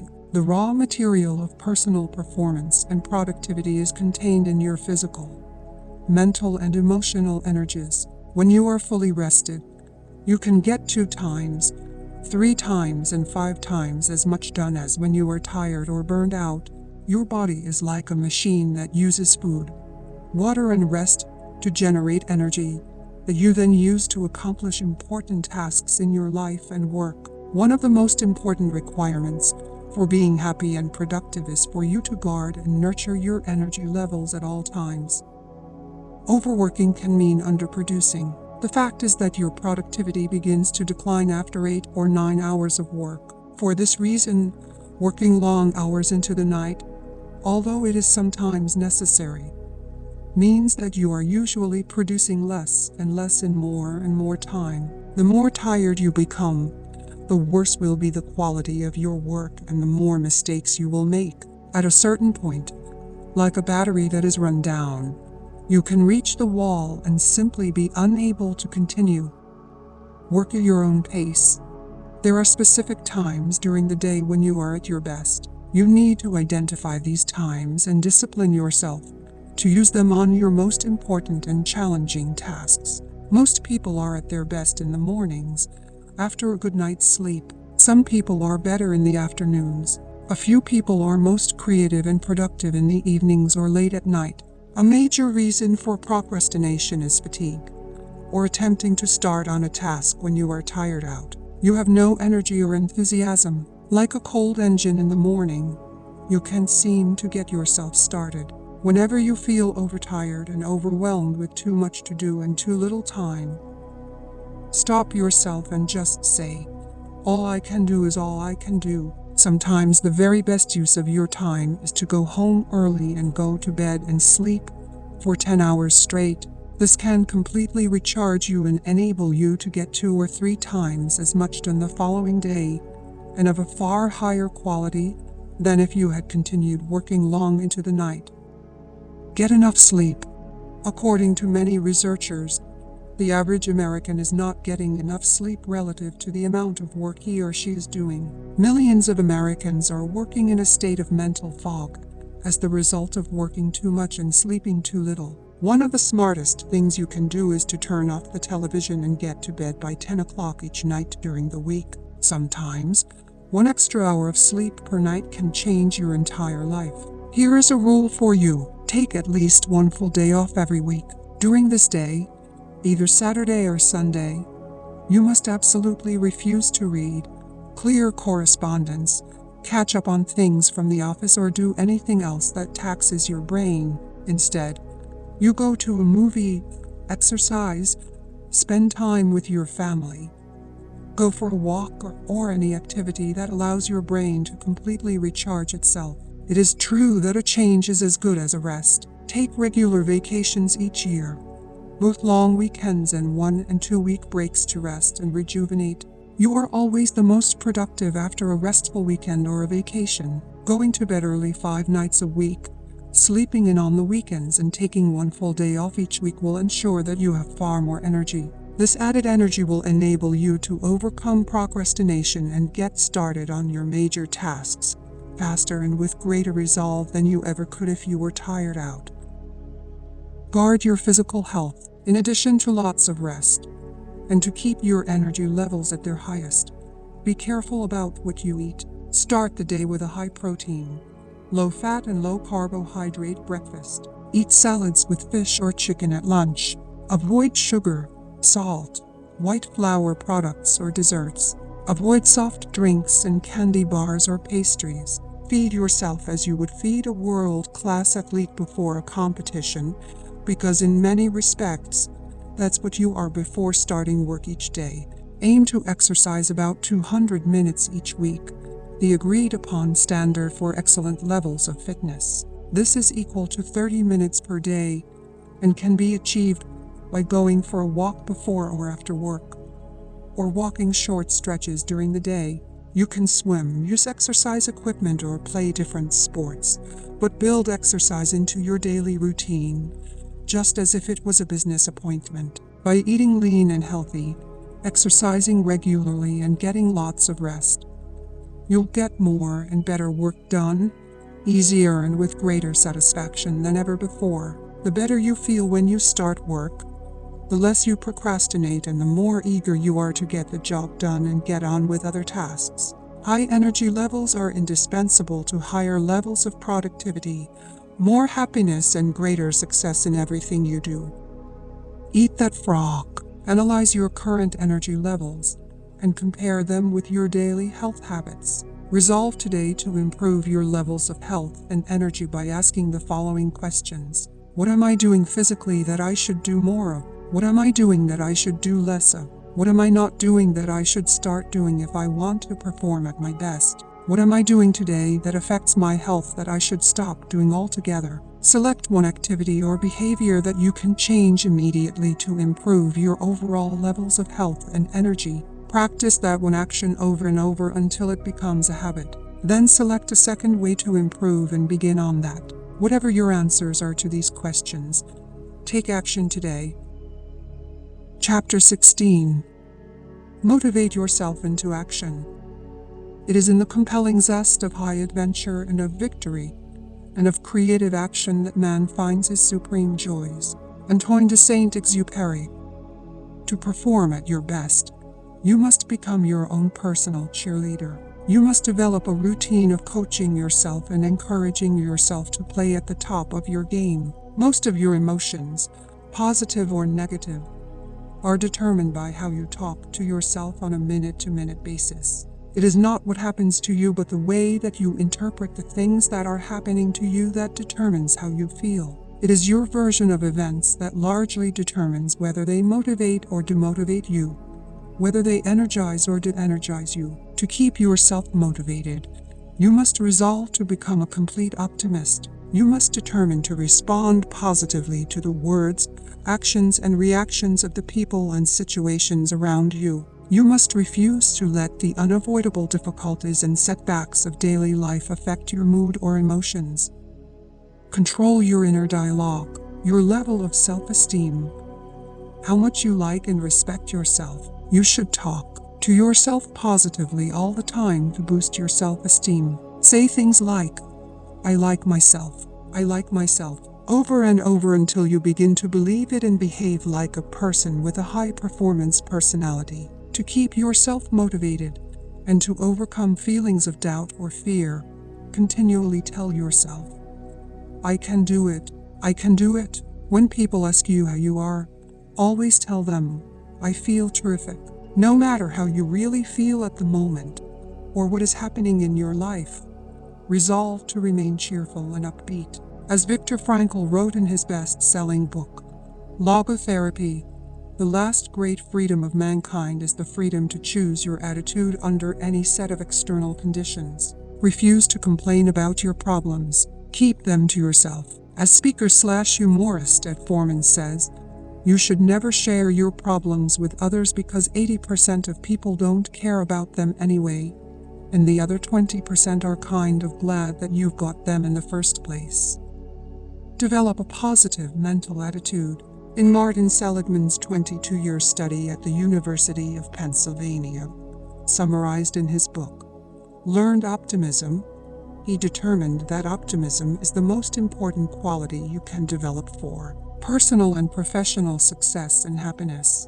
Optimistic people seem to be more effective in almost every area of life. It turns out that optimists have 3 special behaviors, all learned through practice and repetition. First, optimists look for the good in every situation. No matter what goes wrong, they always look for something good or beneficial. And not surprisingly, they always seem to find it. Second, optimists always seek the valuable lesson in every setback or difficulty. They believe that difficulties come not to obstruct, but to instruct. They believe that each setback or obstacle contains a valuable lesson they can learn and grow from, and they are determined to find it. Third, optimists always look for the solution to every problem. Instead of blaming or complaining when things go wrong, they become action-oriented. They ask questions like, "What's the solution? What can we do now? What's the next step?" Third, optimists think and talk continually about their goals. They think about what they want and how to get it. Most of the time, they think and talk about the future and where they are going rather than the past and where they came from. They are always looking forward rather than backward. When you continually visualize your goals and ideals and talk to yourself in a positive way, you feel more focused and energized. You feel more confident and creative. You experience a greater sense of control and personal power. And the more positive and motivated you feel, the more eager you are to get started and the more determined you are to keep going. Eat that frog. Control your thoughts. Remember, you become what you think about most of the time. Be sure that you are thinking and talking about the things you want rather than the things you don't want. Keep your mind positive by accepting complete responsibility for yourself and for everything that happens to you. Refuse to criticize, complain, or blame others for anything. Resolve to make progress rather than excuses. Keep your thoughts and your energy focused forward on the things you can do right now to improve your life, and let the rest go. Chapter 17. Get out of the technological time sinks. There is more to life than just increasing its speed. Gandhi. Technology can be your best friend or your worst enemy. As we race into the 21st century, bombarded by information from all sides, many people seem to have an irresistible, if not obsessive, need to communicate continually and non-stop with people everywhere in their personal and business lives. This incessant, non-stop compulsion to communicate, entailing the continuous use of cell phones, Blackberries, personal digital assistants, internet, both wireless and connected, and various contact management systems like Microsoft Outlook, Maximizer and others, tends to leave a person psychologically breathless. He or she has no time to stop, smell the roses and collect his thoughts. You have a choice. At the same time, there are many high-powered, hard-working, highly productive people functioning in the dead center of communications technology who are not overwhelmed by technology. They seem to have their lives largely under control. Bill Gross, manager of more than $600 billion in fixed income funds and bonds, is famous for exercising regularly and meditating daily to keep centered while using no technology at all. He turns off his cell phone, cuts off his live phone, leaves his BlackBerry in his office, and goes about his daily business without the continuous interruptions of people who have an overwhelming need to stay connected. And he says that he never misses an important message. For you to stay calm, clear-headed, and capable of performing at your best, you need to detach on a regular basis from the technology and communication devices that can overwhelm you if you are not careful. Don't become addicted. In Washington not long ago, I was at a business luncheon with a room full of high-level executives. Prior to the beginning of the luncheon, one of the organizers stood up and gave a short grace. Everyone bowed their head. When the grace was over, the luncheon began. However, at my table, 4 or 5 out of the 8 people seemed to have been greatly affected by the prayer that had preceded the luncheon.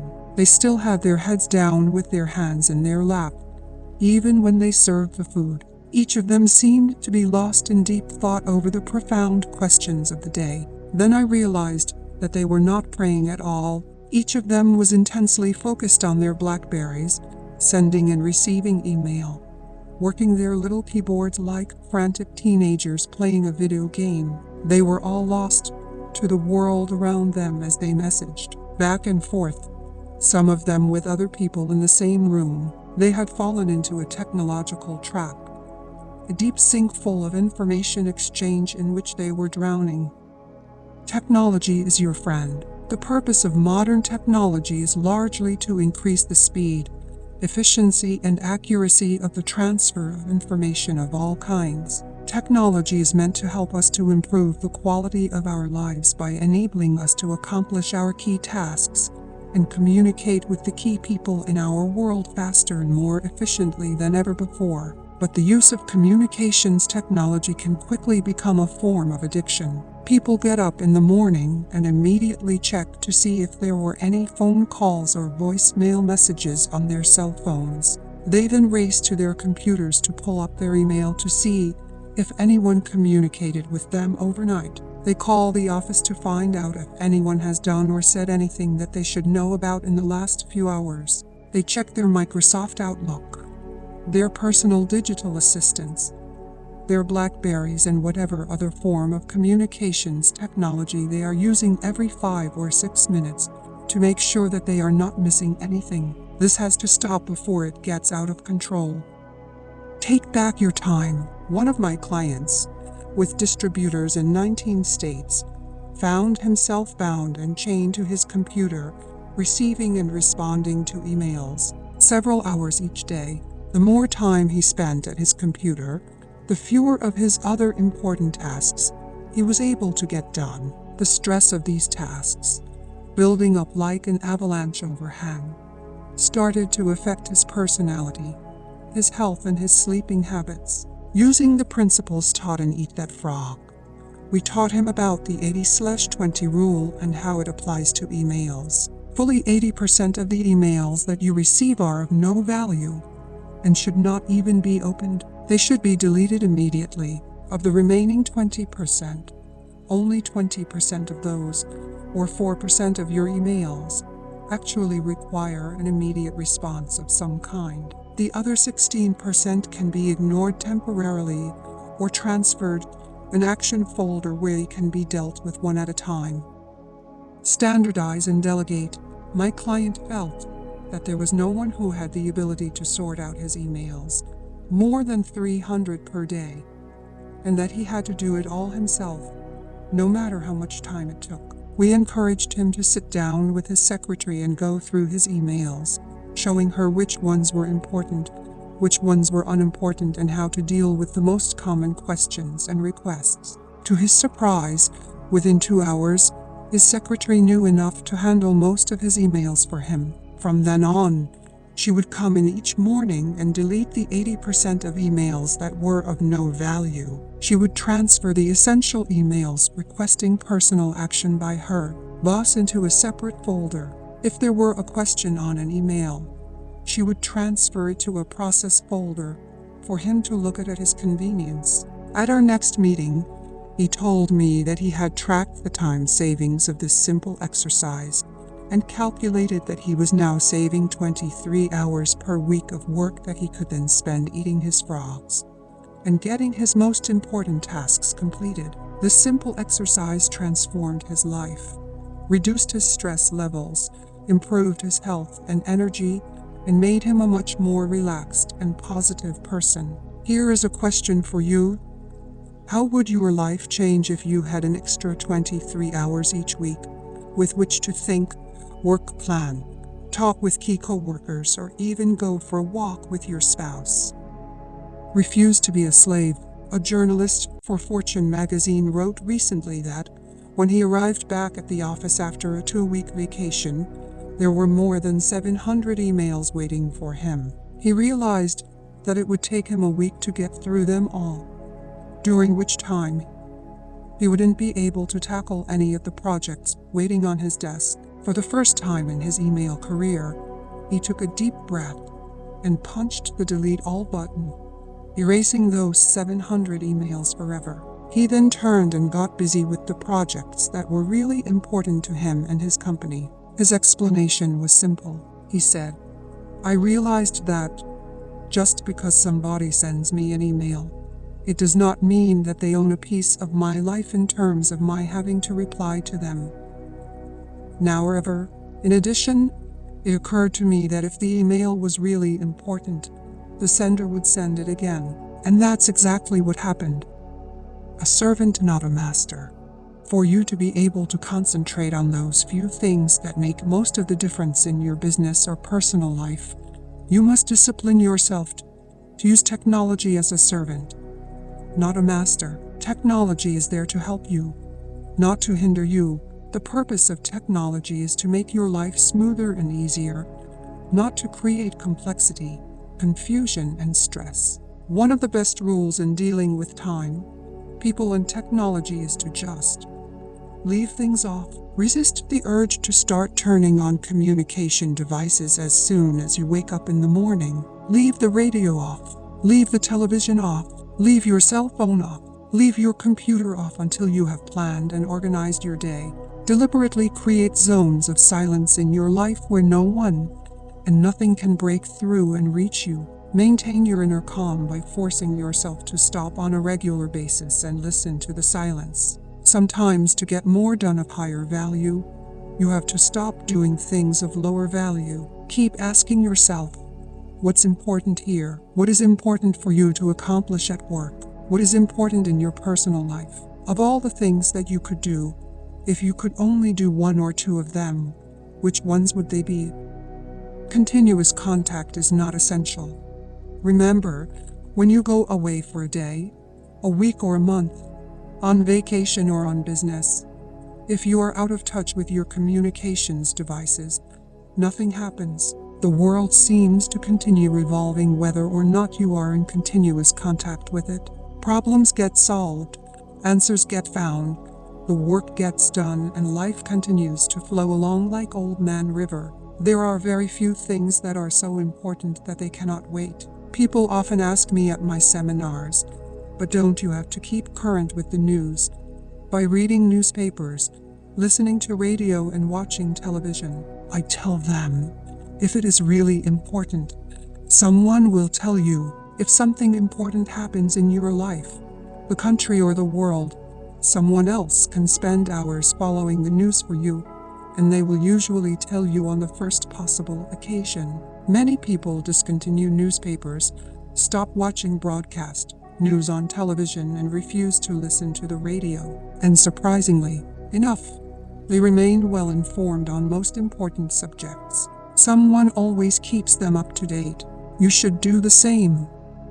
Eat that frog. Resolve today to create zones of silence during your day-to-day activities. Turn off all communications devices and technology for 1 hour in the morning and 1 hour in the afternoon. You will be amazed at what happens.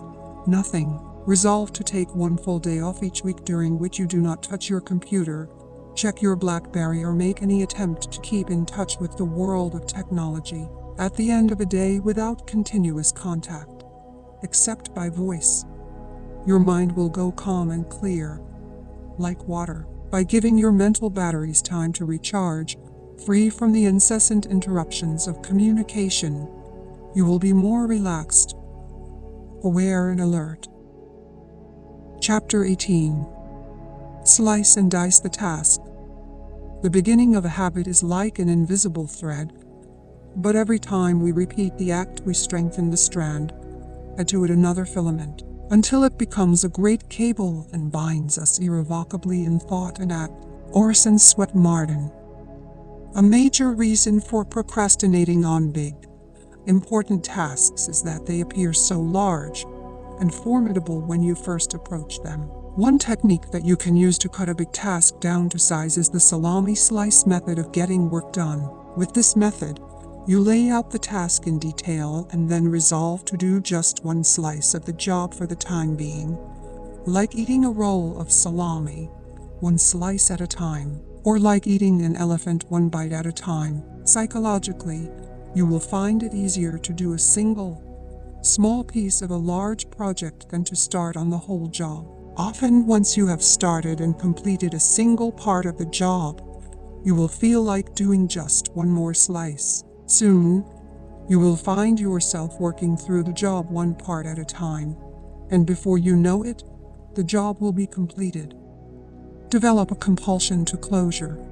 An important point to remember is that you have deep within you an urge to completion, or what is often referred to as a compulsion to closure. This means that you actually feel happier and more powerful when you start and complete a task of any kind. You satisfy a deep subconscious need to bring finality to a job or project. The sense of completion or closure motivates you to start into the next task or project, and then to persist toward final completion. This act of completion triggers that release of endorphins in your brain that we talked about earlier. And the bigger the task you start and complete, the better and more elated you feel. The bigger the frog you eat, the greater the surge of personal power and energy you will experience. When you start and finish a small piece of a task, you feel motivated to start and finish another part, and then another, and so on. Each small step forward energizes you. You soon develop an inner drive that motivates you to carry through to completion.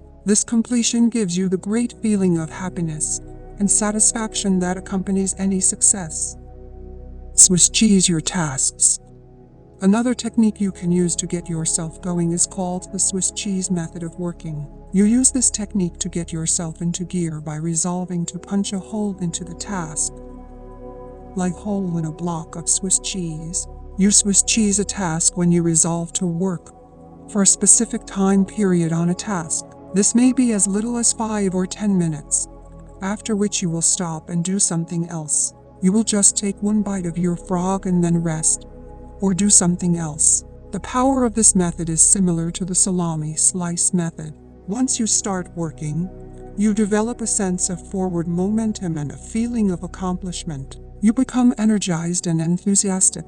You feel yourself internally motivated and propelled to keep going until the task is complete. You should try the salami slice or the Swiss cheese method on any task that seems overwhelming when you approach it for the first time. You will be amazed at how helpful these techniques are in overcoming procrastination. I have several friends who have become best-selling authors by simply resolving to write one page or even one paragraph per day until the book was completed. And you can do the same. Eat that frog. Put one of these techniques into action immediately. Take a large, complex, multitask job that you've been putting off and either salami slice or Swiss cheese it to get started. Become action-oriented. A common quality of high-performance men and women is that, when they hear a good idea, they take action on it immediately. As a result, they learn more, faster, and get much better results. Don't delay. Try it today. Chapter 19. Create large chunks of time. Nothing can add more power to your life than concentrating all of your energies on a limited set of targets. Nido Quibine. This strategy requires a commitment from you to work at scheduled times on large tasks. Most of the really important work you do requires large chunks of unbroken time to complete. Your ability to create and carve out these blocks of high-value, highly productive time is central to your ability to make a significant contribution to your work and your life. Successful salespeople set aside a specific time period each day to phone prospects, rather than procrastinating or delaying on a task that they don't particularly like. They resolve that they will phone for 1 solid hour between 10:00 and 11:00 a.m. They then discipline themselves to follow through on their resolutions. Many business executives set aside a specific time each day to call customers directly to get feedback, or to return phone calls, or answer correspondence. Some people allocate specific 30-60-minute time periods each day for exercise. Many people read in the great books 15 minutes each night before retiring. In this way, over time, they eventually read dozens of the best books ever written. Schedule blocks of time. The key to the success of this method of working in specific time segments is for you to plan your day in advance and specifically schedule a fixed time period for a particular activity or task. You make work appointments with yourself and then discipline yourself to keep them. You set aside 30, 60, and 90-minute time segments that you use to work on and complete important tasks. Many highly productive people schedule specific activities in pre-planned time slots all day long. These people build their work lives around accomplishing key tasks one at a time. As a result, they become more and more productive and eventually produce 2 times, 3 times, and 5 times as much as the average person. Use a time planner. A time planner, broken down by day, hour, and minute, organized in advance, can be one of the most powerful personal productivity tools of all. It enables you to see where you can consolidate and create blocks of time for concentrated work. During this working time, you turn off the telephone, eliminate all distractions, and work non-stop. One of the best work habits of all is for you to get up early and work at home in the morning for several hours. You can get 3 times as much work done at home without interruptions as you ever could in a busy office where you are surrounded by people and bombarded by phone calls. Make every minute count. When you fly on business, you can create your office in the air by planning your work thoroughly before you depart. When the plane takes off, you can work non-stop for the entire flight. You will be amazed at how much work you can go through when you work steadily in an airplane without interruptions. One of the keys to high levels of performance and productivity is for you to make every minute count. Use travel and transition time, what is often called gifts of time, to complete small chunks of larger tasks. Remember, the pyramids were built one block at a time. A great life and a great career is built one task, and often one part of a task at a time. Your job in time management is to deliberately and creatively organize the concentrated time periods you need to get your key jobs done well and on schedule. Eat that frog. Think continually of different ways that you can save, schedule, and consolidate large chunks of time. Use this time to work on important tasks with the most significant long-term consequences. Make every minute count. Work steadily and continuously without diversion or distraction by planning and preparing your work in advance. Most of all, keep focused on the most important results for which you are responsible. Chapter 20. Develop a sense of urgency. Do not wait. The time will never be just right. Start where you stand and work with whatever tools you may have at your command, and better tools will be found as you go along. Napoleon Hill. Perhaps the most outwardly identifiable quality of a high-performing man or woman is action orientation. They are in a hurry to get their key tasks completed. Highly productive people take the time to think, plan, and set priorities. They then launch quickly and strongly toward their goals and objectives. They work steadily, smoothly, and continuously. As a result, they seem to power through enormous amounts of work in the same amount of time that the average person spends socializing, wasting time, and working on low-value activities. Working in the zone. When you work on your most important tasks at a high and continuous level of activity, you can actually enter into an amazing mental state called flow. Almost everyone has experienced this at some time. Really successful people are those who get themselves into the state far more often than the average. In the state of flow, which is the highest human state of performance and productivity, something almost miraculous happens to your mind and emotions. You feel elated and clear. Everything you do seems effortless and accurate. You feel happy and energized. You experience a tremendous sense of calm and increased personal effectiveness. In the state of flow, identified and talked about over the centuries, you actually function on a higher plane of clarity, creativity, and competence. You are more sensitive and aware. Your insight and intuition functions with incredible precision. You see the interconnectedness of people and circumstances around you. You often come up with brilliant ideas and insights that enable you to move ahead even more rapidly. Trigger yourself into high performance. One of the ways you can trigger this state of flow is by developing a sense of urgency. This is an inner drive and desire to get on with the job quickly and get it done fast. This inner drive is an impatience that motivates you to get going and to keep going. A sense of urgency feels very much like racing against yourself. With this ingrained sense of urgency, you develop a bias for action. You take action rather than talking continually about what you are going to do. You focus on specific steps you can take immediately. You concentrate on the things you can do right now to get the results you want and achieve the goals you desire. Fast tempo seems to go hand in hand with all great success. Developing this tempo requires that you start moving and keep moving at a steady rate. The faster you move, the more impelled you feel to do even more, even faster. You enter the zone.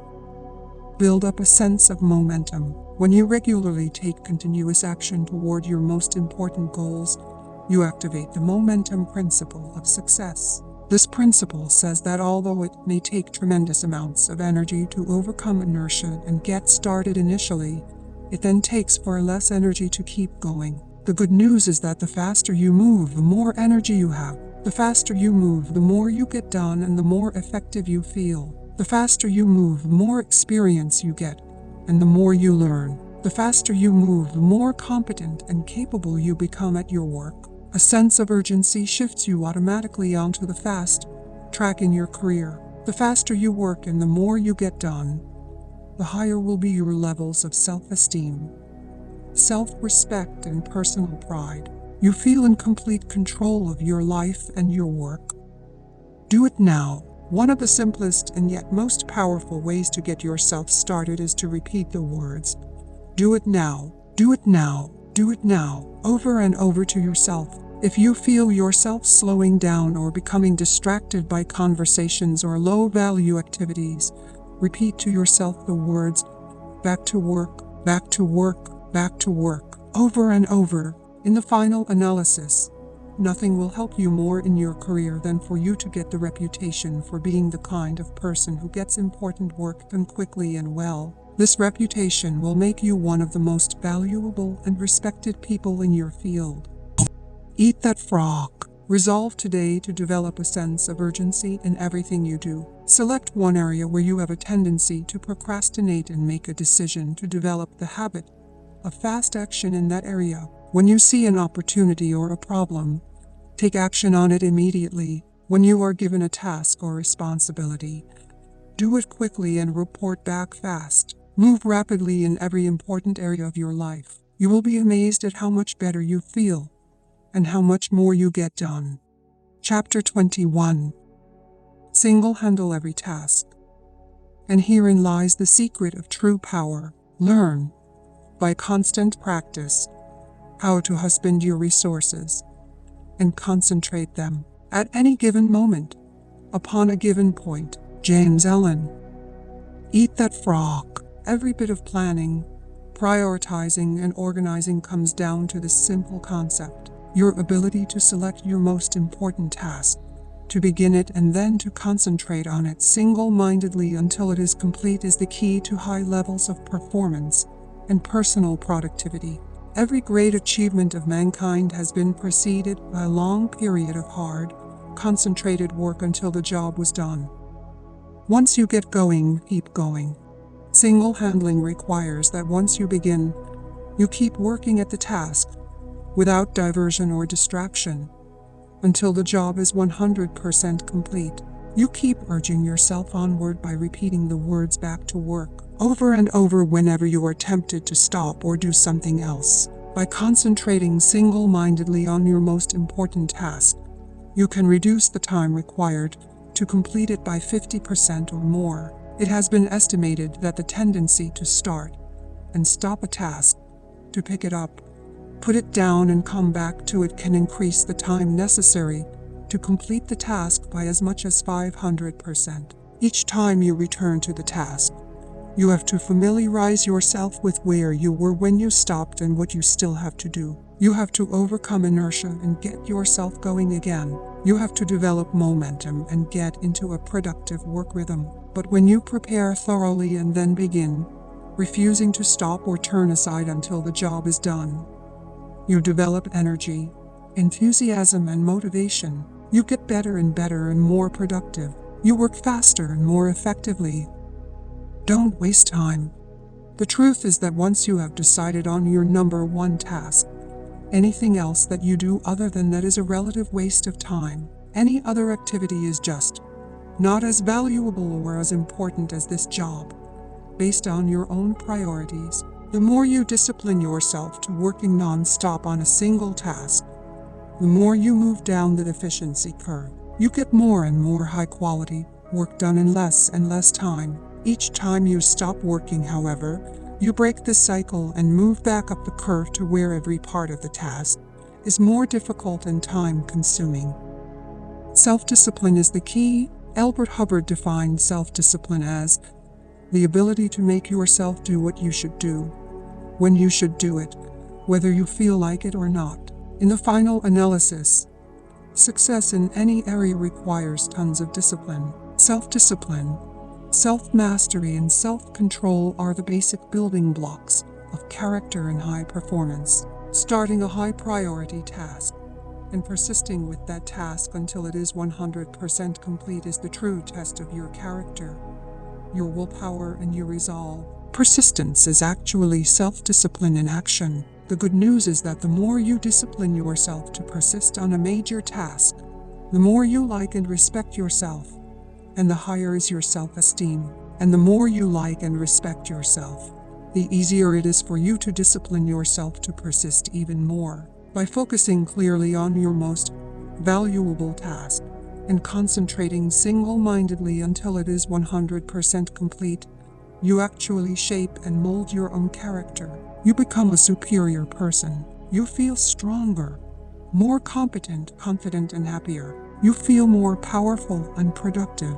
You eventually feel capable of setting and achieving any goal. You become the master of your own destiny. You place yourself on an ascending spiral of personal effectiveness on which your future is absolutely guaranteed.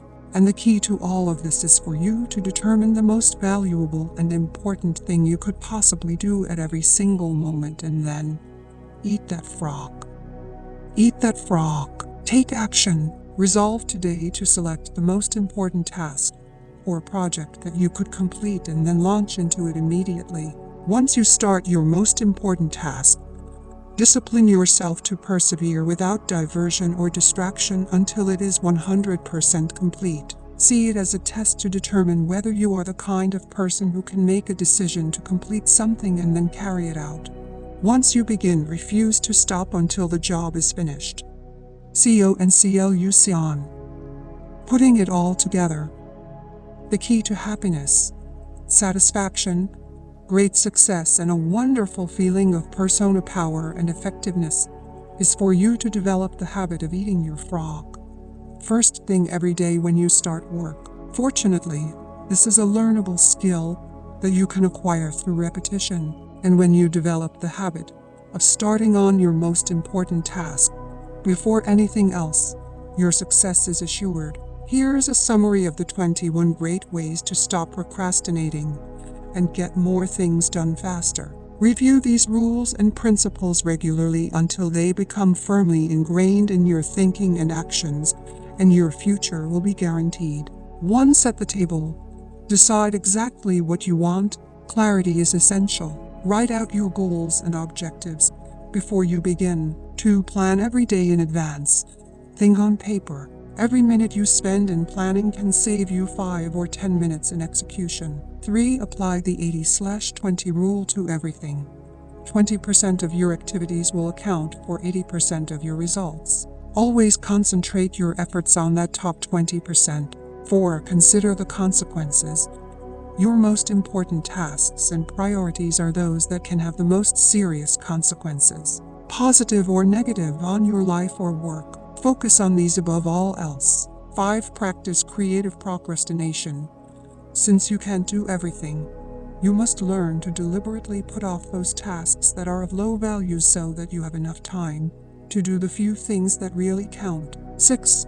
Use the EPTA method continually. Before you begin work on a list of tasks, take a few moments to organize them by value and priority so you can be sure of working on your most important activities. 7. Focus on key result areas. Identify and determine those results that you absolutely, positively have to get to do your job well, and work on them all day long. 8. The law of 3. Identify the 3 things you do in your work that account for 90% of your contribution and focus on getting them done before anything else. You will then have more time for your family and personal life. 9. Prepare thoroughly before you begin. Have everything you need at hand before you start. Assemble all papers, information, tools, work materials, and numbers so that you can get started and keep going. 10. Take it one old barrel at a time. You can accomplish the biggest and most complicated job if you just complete it one step at a time. 11. Upgrade your key skills. The more knowledgeable and skilled you become at your key tasks, the faster you start them and the sooner you get them done. 12. Leverage your special talents. Determine exactly what it is that you are very good at doing, or could be very good at, and throw your whole heart into doing those specific things very, very well. 13. Identify your key constraints.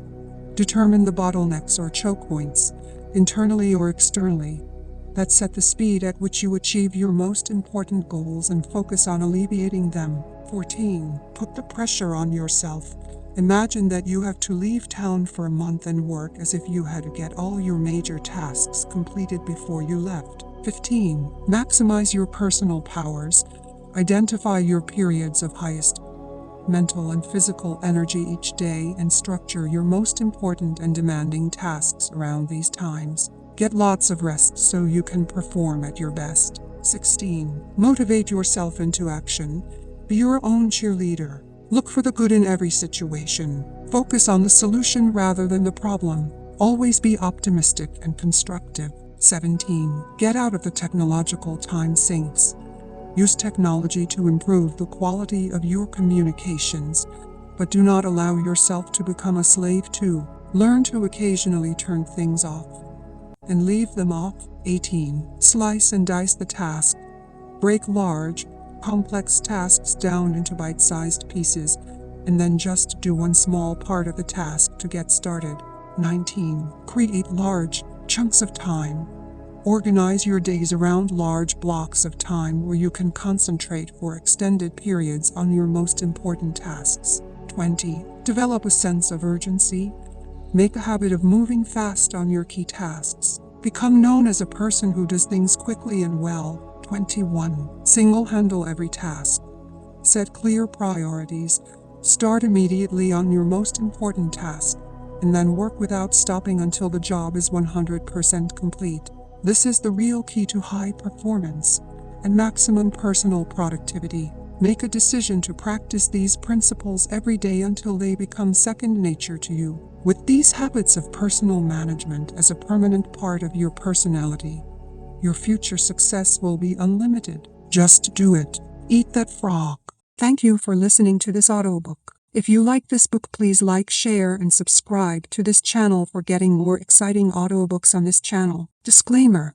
Please note that this channel is dedicated to sharing audiobooks for educational and entertainment purposes only. Full credit for the content and intellectual property rights of these audiobooks is given to the respective authors and their publishing houses. This channel does not claim any ownership over the material presented and is committed to respecting the rights of the authors and publishers. Our goal is to promote literature and reading by providing these audiobooks as a resource for those who might not otherwise have access to them. We encourage our listeners to support the authors and publishers by purchasing the original works.